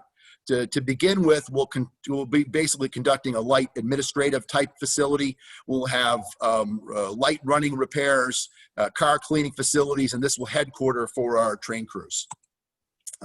Here's one of the bridges over Holman Avenue that we'll be constructing here in North Hammond. Like I said, there's a lot of aerial structure in this project. Going farther to the south, the next station down is right off of Interstate 94. This is at 173rd Street in Hammond. It'll be one of our larger stations. It's also, again, expandable as we grow into the future. We can accommodate our service day one with a 4-car elevated structure with warming shelters. Down the road, we expect this to be an 8-car platform. The next station farther to the south is in Munster at Ridge Road. This is more of a boutique station, more of a kiss and ride type facility. It's very much a neighborhood type of station, but we expect that over time, development will intensify, and the opportunities to grow ridership will be very, very strong at this station. Again, we're going to start here at a 2-car station, but it can go all the way to 8-car if we need it. Here's one of our areas where we're going to cross over Class 1 railroad. That railroad you see turning from the bottom to the top going left is CSX. And the railroad that's crossing through the middle is the CN. We'll be coming down that corridor that's running north and south in the middle of the screen. That's our route. We'll be going up and over the CN, and we'll be staying to the east side of the CSX. Here's one of the rivers we're crossing. Here's a PED bridge that we're going to accommodate that currently has the Monon Trail, which is a walking, running bike path. So we'll be accommodating that as part of this project. And then we get to the end of the line. Phase 1 of this project, of this 8-mile stretch, is at the Munster-Dyer, Indiana border. This will be our largest station. We are just to the east, as I said, of CSX. We parallel it for about 3 miles. The roadway you see there going from the right side of your screen to the left side where the parking is a pedestrian and vehicular underpass we're building underneath CSX as part of this process. And ultimately, we're starting day one with 875 spaces. This will go to a 1,600 car parking facility. Here's a typical rendering of our high-level platforms. We have these platforms. We installed these at our Dune Park station about 2 or 3 years ago in Chester, Indiana. These are covered platforms with warming shelters. The platforms themselves are heated, so we do not have to plow them. They don't corrode because there's no salt in our northern climate. We've had great success with these high-level platforms, and that will be the model for the entire system. Next project I'll run through very quickly is our double track project.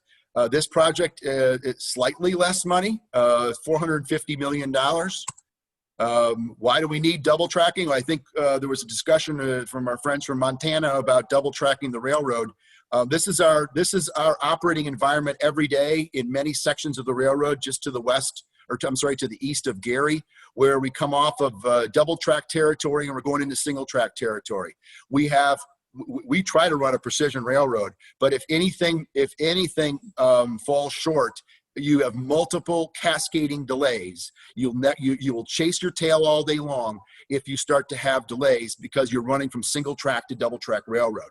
So we'll be double tracking the South Shore Railroad from Gary, Indiana to Michigan City, Indiana, which is about a 25-mile stretch.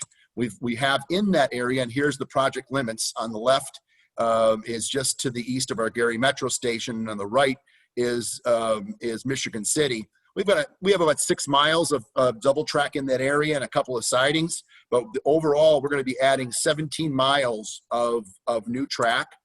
In addition to that, we're building 4 bridges, 2 over Class 1 railroads, 2 over road systems. We'll be putting in high-level platforms in Michigan City, at Ogden Dunes, and in Miller, which is in Gary. In Michigan City, as quaint as it is, we're getting out of embedded street running, the old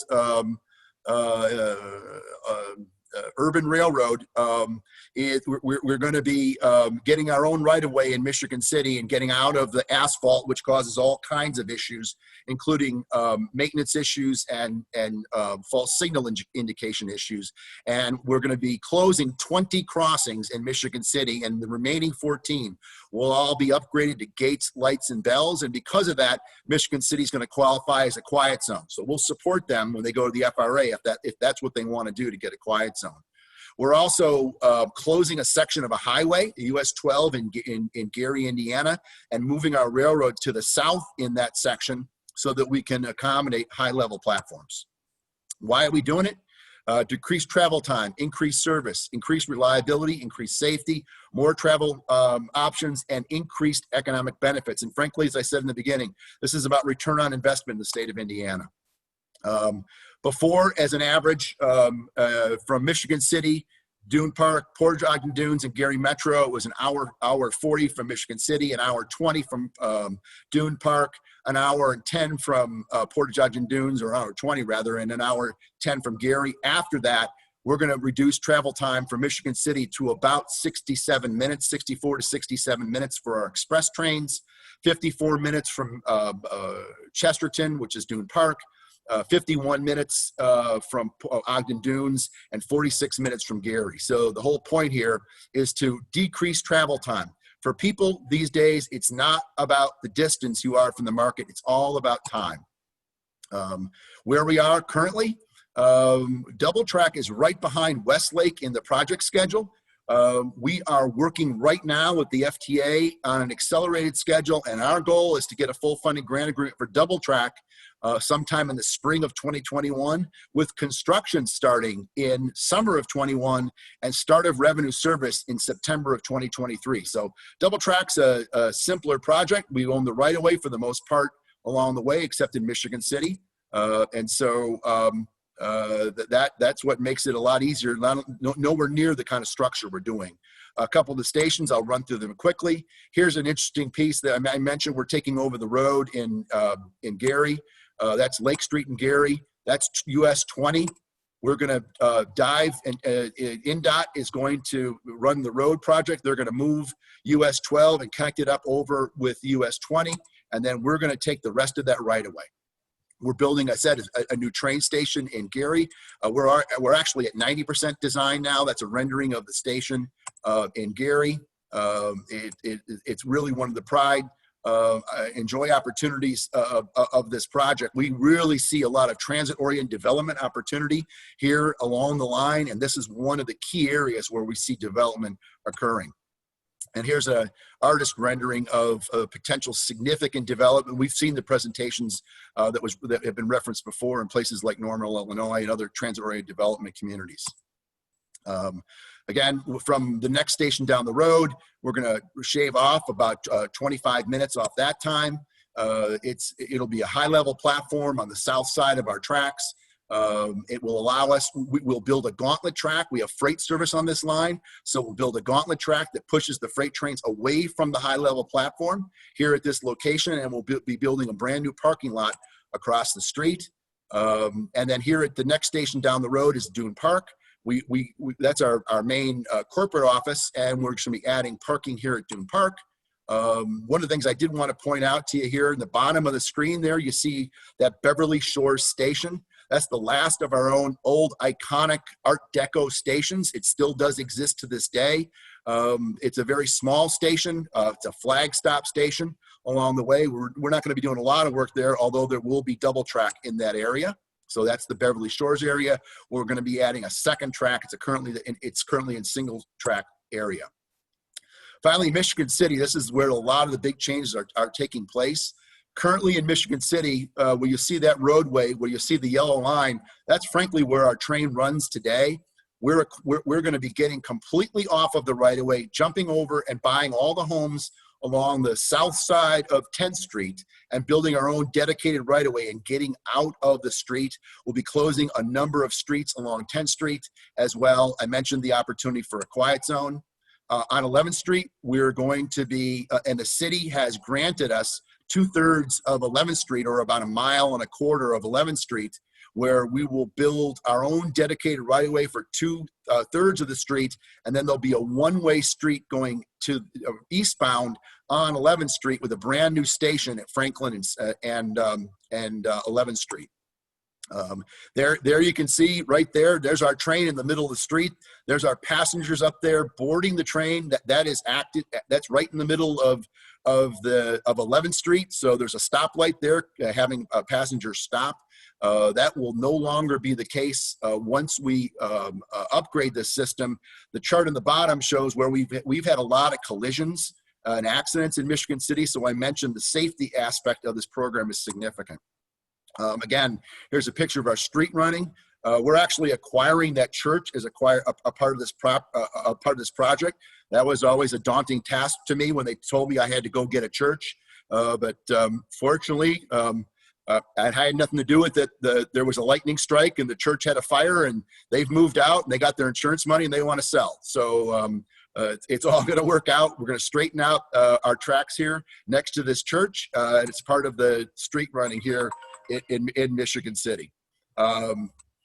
Again, we're going to significantly reduce travel time. Here's the old train station in Michigan City. As part of this project, we're actually doing a facade-ectomy, and we're taking the terracotta structure of this train station off of the station, and then we're going to reincorporate it. And I'll give you we have a better artist rendition here in a second. There it is. Here's a night view of the new station. We're building a parking structure with retail and parking on the station, and we're gonna then reinstall that terracotta station as part of the main element of this project here in the future. Tremendous support for this project in Michigan City. If you go on the South Shore Line's website, you click on About.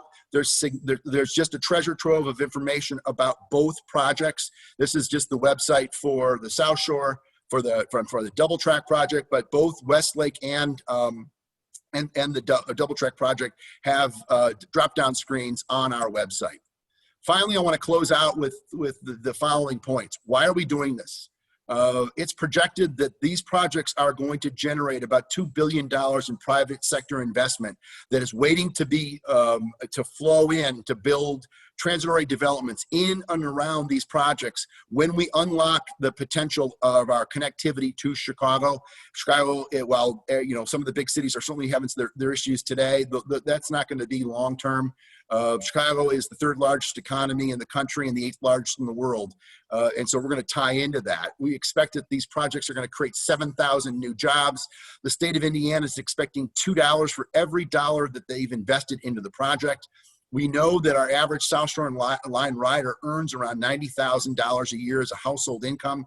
The average household income in this area is around $50,000. So our riders go to Chicago, they make the higher salaries, they come back to our area, they spend and invest the money. And so in addition to the transit-oriented development, the private sector development, there's also the turn of our riders' economic investment in the city. Our ridership more than doubles as a result of this.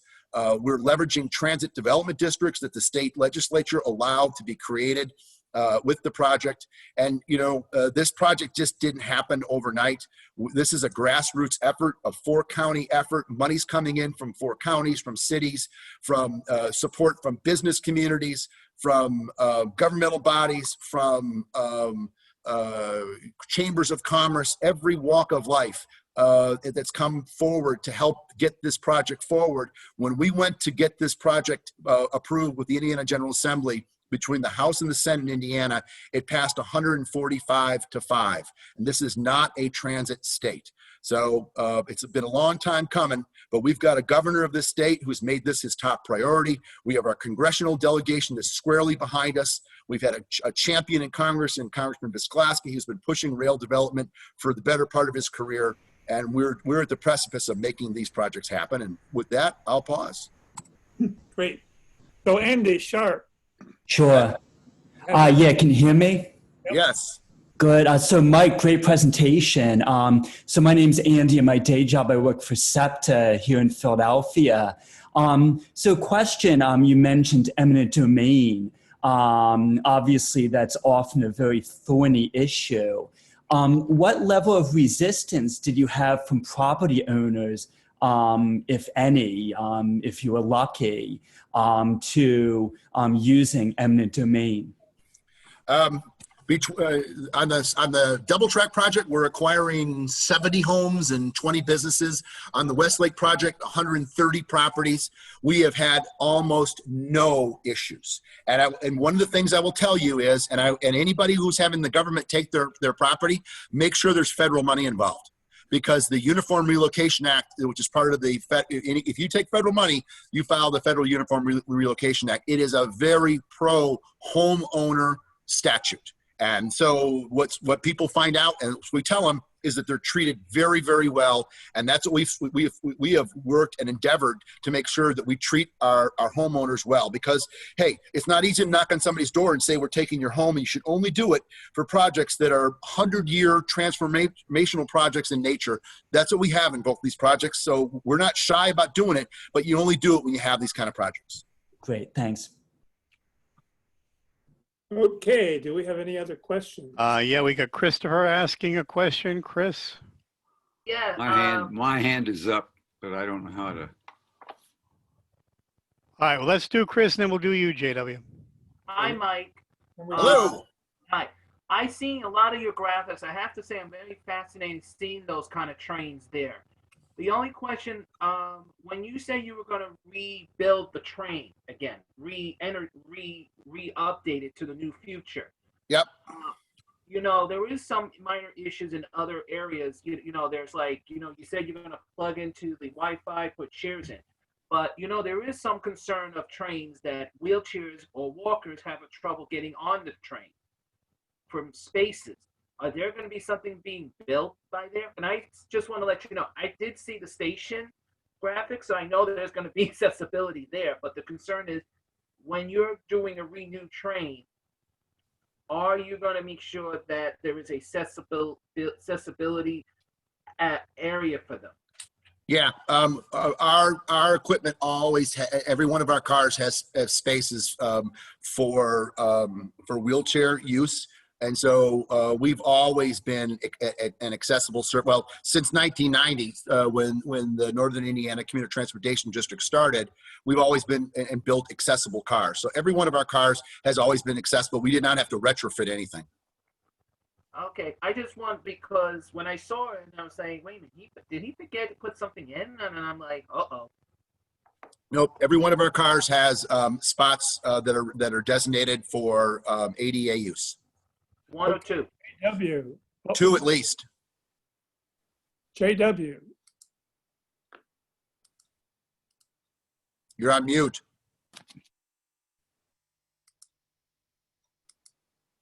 He's still on mute.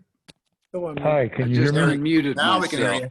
Okay, my question was pretty close to Andy Sharp's question, namely, what do you do with all those buildings and the people that are living in them? And I think that, if you have any more to say about that, I'm willing to hear it. But I think Andy Sharp covered my question fairly well.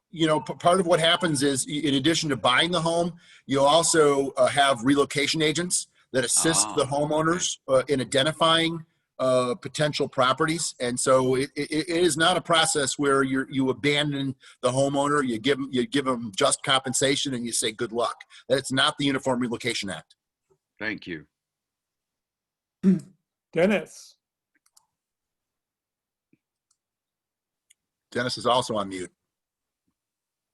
Physician, heal thyself. Well, there we go. I'm juggling two monitors here today. Quick question on your EMU units with the street running. What is the operating voltage on that, and have you gotten any pushback on that? Here in the Northeast, we've got a multiple series of standards, anything from 25,000 kVAC all the way down to 600 DC over multiple states. So I was wondering, has there been any pushback on the voltage standard for safety? No. We run Metro and Metro Electric and South Shore run on 1500 volt DC, and we convert to AC for our cars. So and we're unique in that, which is both good and bad. When you want to, if we wanted to go after some other rail cars, there'd have to be some kind of an engineering upgrade. But we're 1500. Okay, there are two other questions in the queue. I've got one from David Peter Allen, and then I've got one from a 773 area code. We'll take you last. So David, go ahead. David, you got to unmute. And that's going to be *6.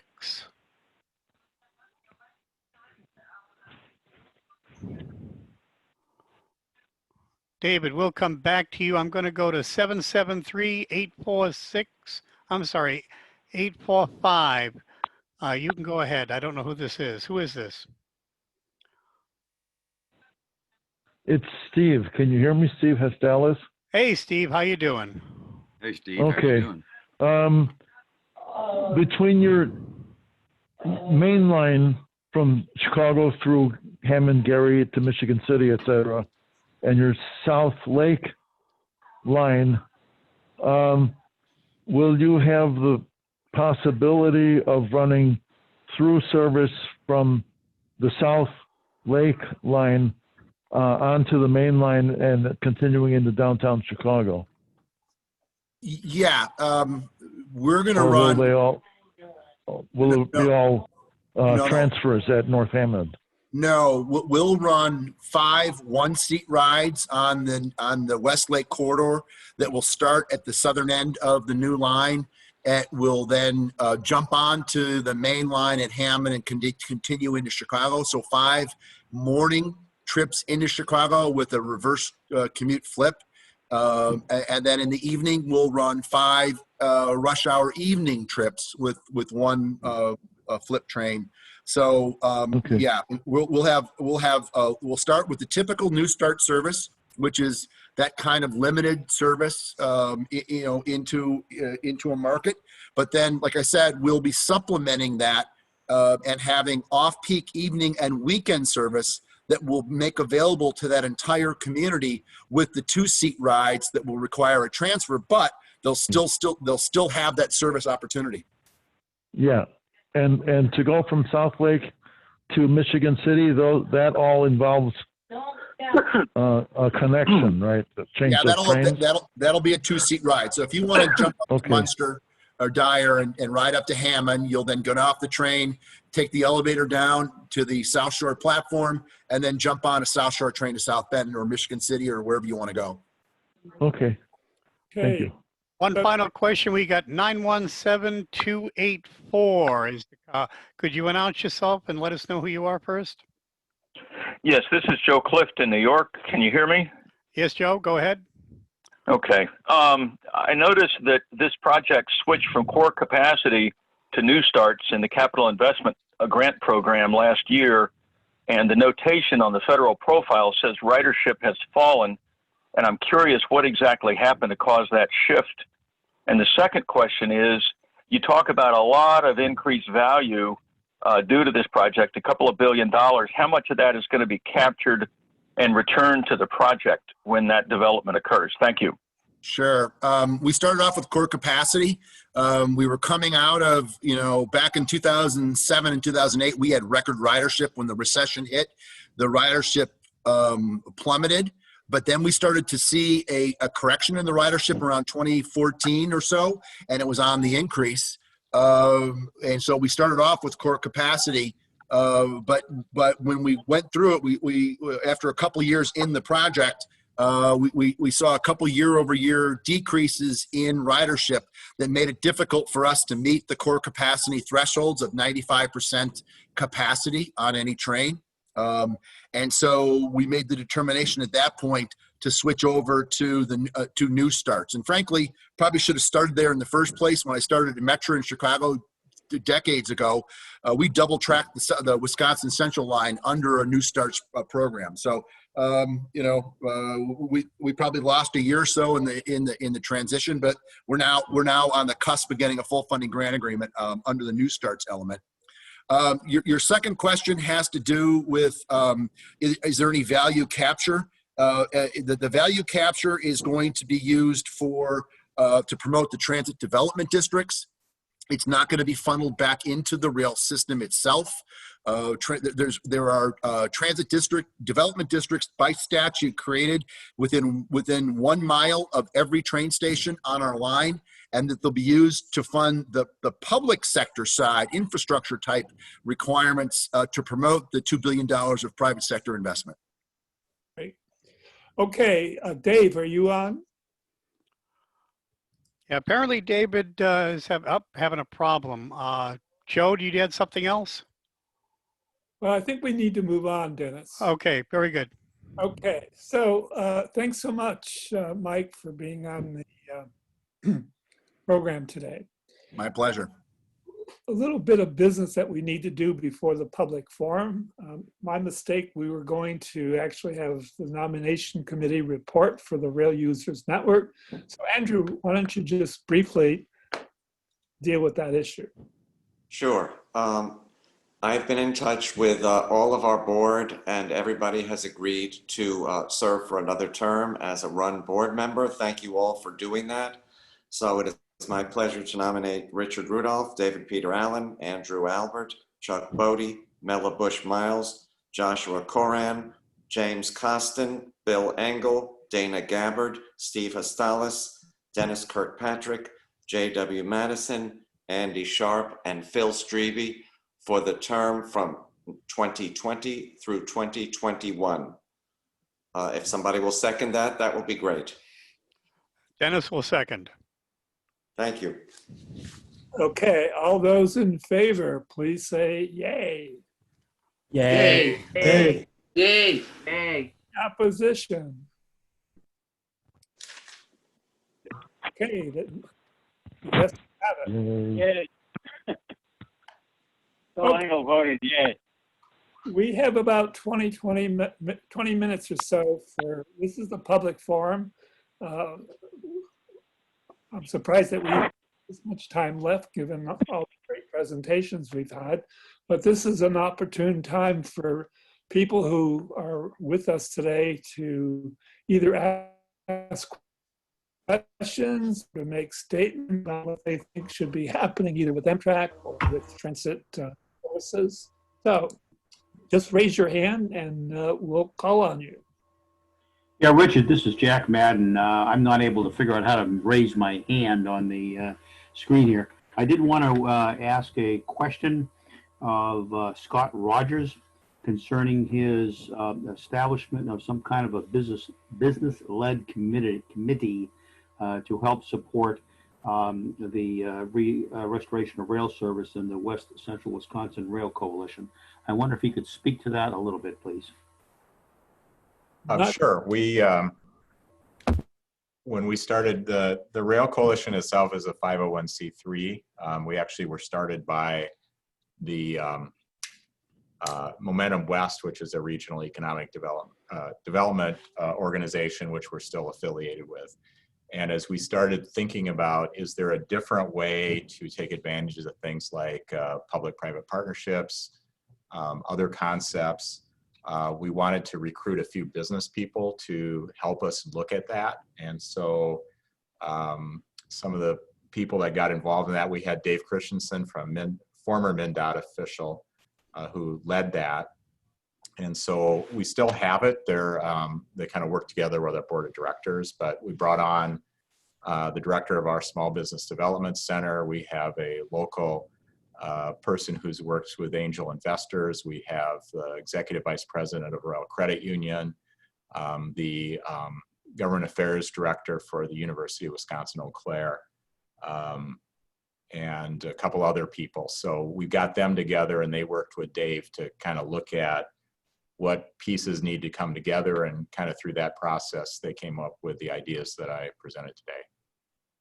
Well, thank you very much. I provide staff support to the National Rail Transit Committee in Nashua, New Hampshire, and the state of New Hampshire is on the threshold of announcing the award of the consultant to do the preliminary engineering, final design, also for the Capital Corridor project for the extension of rail service from Lowell, Massachusetts up to Manchester, New Hampshire.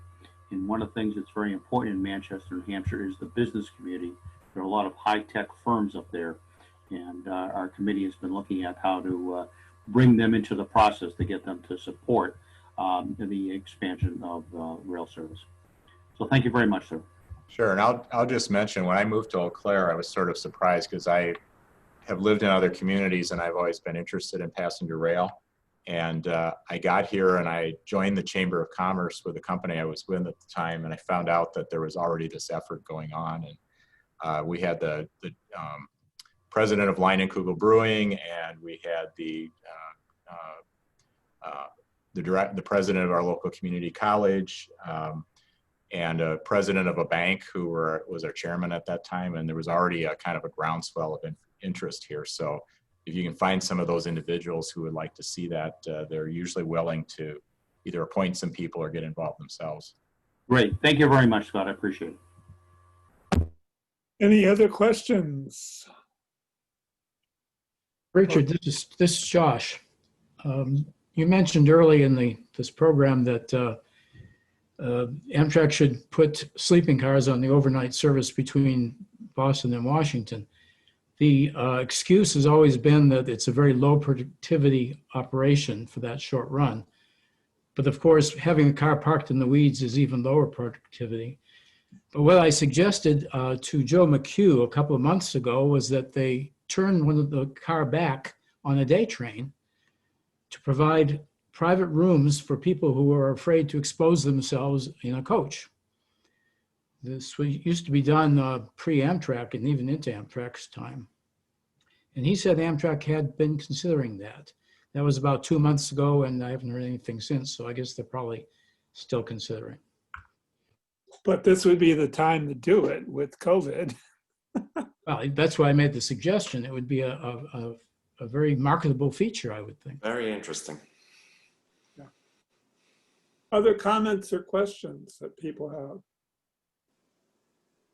Richard, this is Chris. I have my hand up, but I know that you had other people's hands up as well. One thing I just want to, this would be a good time, mention about the run, about, people want to join be a member of this, because we really had really good presentations today. I really enjoyed it all. Yeah. Andrew's going to talk about that in a minute, but before we do, let me just give a very brief update about what's happening into New England. There's 2 different organizations in Maine that are working on passenger rail issues. Tony Donovan was on the line for a short time earlier. He's working to promote passenger rail from Portland to Lewiston, Auburn. And then I'm part of the Maine Rail Group. We're trying to promote passenger service from Brunswick to Augusta, Waterville, and Bangor. And elsewhere in Massachusetts, a number of things are happening. The Green Line is being extended ultimately to Somerville and Medford. That's being built as we speak. It's a transit line, and that supposedly will be finished in 2023. We also have people working on the east-west rail line, trying to extend passenger service beyond Worcester to Springfield and Pittsfield, Massachusetts. There's a fair amount of controversy about that. The state is talking about billions of dollars, and Josh and other people believe it could cost far less.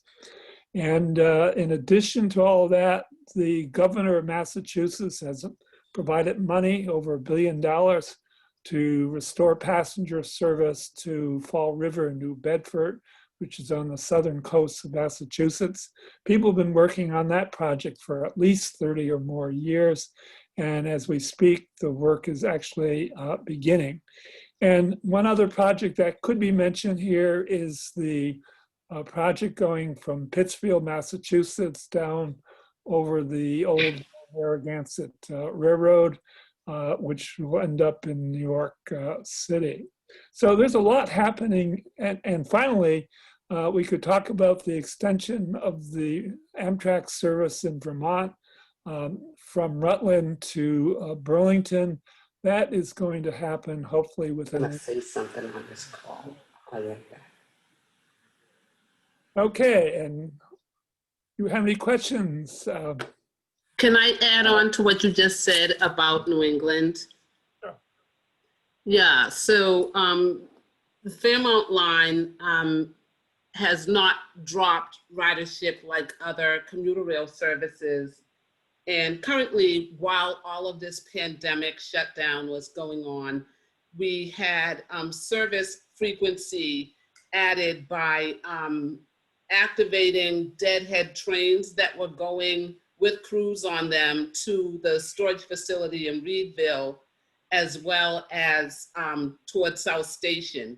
So we have been working on getting all of that happening. It was in a Boston plan, Imagine Boston 2030. And so they started with 8 trips. I think it got delayed till like June, July. And now the city and the MBTA and Keolis have agreed to add 2 more trips, making that 10.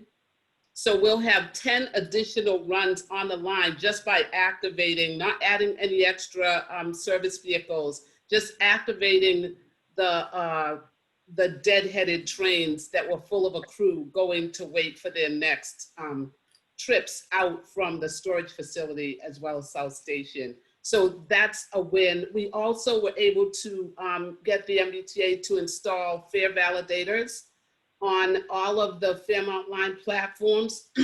So people who were not riding it because it didn't accept the Charlie card are now able to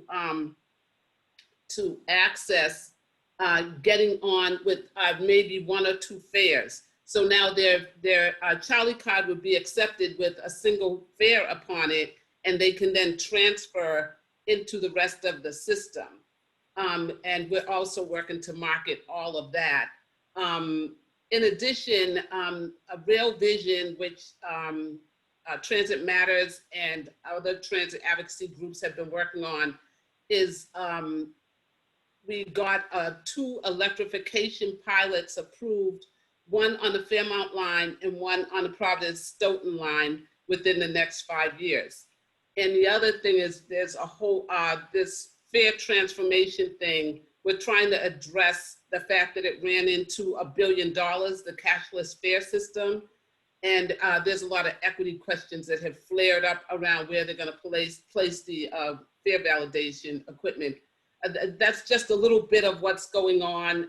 They also talked about cutting service by 30% and mothballing vehicles with the MBTA because of COVID-related diminished ridership, and where we as advocates here are working to try and not have them make amputating service cuts while everything's kind of in flux. There's a lot more, but we don't have time, so thank you. Other comments or questions? Richard, Bill Engel. Somebody a few minutes ago mentioned sleeping cars. The Amtrak website is promoting travel in a private room. During the day? And, well, no. on the trains that have the sleeping cars. But somebody must have listened to somebody, because I haven't seen this particular promotion on the website before. Who can afford it? Well, that's a good question. But what Josh is talking about is using the new Viewliner sleeping cars that were built, that they actually have, that are parked somewhere, and putting them on the day service from Boston to DC, and people would be willing, people with money would be more than happy to pay the extra fare if they felt that they were going to be safe in those compartments. I agree with you. That sounds like a fine suggestion. But if they've got cars that aren't in use, why not? You know. Well, that's Amtrak for you. Wow. Yes, indeed. The old executive sleeper, which had cars sitting in New York, waiting for the night owl or the federal or whatever you want to call it to come in, and that got attached. Those were very popular. Any other comments? Richard, this is Barry Green. I was wondering if anyone on the call has an idea as to what we should pursue for future dedicated funding for Amtrak. Many of us remember decades ago the concept of the Am Penny, which didn't go anywhere. Fast forward to 2020, 2021, where do we go from here? Anyone have a comment about that? Oh, this is Jack up in Hudson, New Hampshire again. If I had complete authority, I would increase the gasoline tax, or the motor fuel tax as it's officially called, both to assist the financing interstate highway system, which has been in deficit for 11 years now, as well as providing a Am Penny or some steady funding for us for intercity passenger rail transportation. It'd be fairly painless too, actually. I agree. A few cents per gallon. A penny or two more on the gas tax, and people would never see it, because that's gas what I stations mean. check price up and down all the time anyway. Yep. All right. So, Andrew, why don't you give a wrap up? Sure. Well, we've really heard a lot of interesting and important things today. Public transportation and intercity rail service are essential and are often asked to pay for themselves, while other modes of transportation are not. Something is really wrong with this picture. Yes, these are crazy times. There's a lack of passengers, fares, dedicated taxes. So all of these things make these are the services that we've come to accept as normal very much in doubt in the future if they don't get funding. COVID has caused mass transit systems to be in huge arrears due to the extra cleaning, the loss of fares, as I said, the loss of dedicated taxes. Amtrak is suffering the loss of passengers. The federal government is the only entity that can cure this problem. None of these entities cause this problem, but the federal government has the wherewithal and the resources to solve this problem. New technology may prove successful in getting riders to feel safe. All of these things are important to get riders to come back. Without our mass transit systems and intercity rail, which are the economic engines that keep this country moving, all of this is not possible. And for the Senate and the House and the President to not see these things is just beyond belief. So there are some exciting developments taking place. We heard about the ones in Montana, Wisconsin, and Indiana today, but there are others Richard mentioned in Maine and New Hampshire and many other places in the country, and we have to encourage these things, and we thank everybody who's involved in all of these efforts. The fight for these is more important than ever. We are all stronger if we're fighting together, and as you heard earlier, that's my pitch for folks to join RUN. I believe we are the only organization that fights for both rail transit, commuter rail, and intercity rail. I think that makes us a special organization. We have special introductory rates. If you go on our website at railusers.net, you will get our award-winning newsletter on a regular basis. You might even want to write an article in our newsletter. We would welcome that. We think it's a great idea now, and we're hearing more and more from rail advocates who believe it's a crisis and we better get moving. So please, after this conference is over, take a moment, go on railusers.net.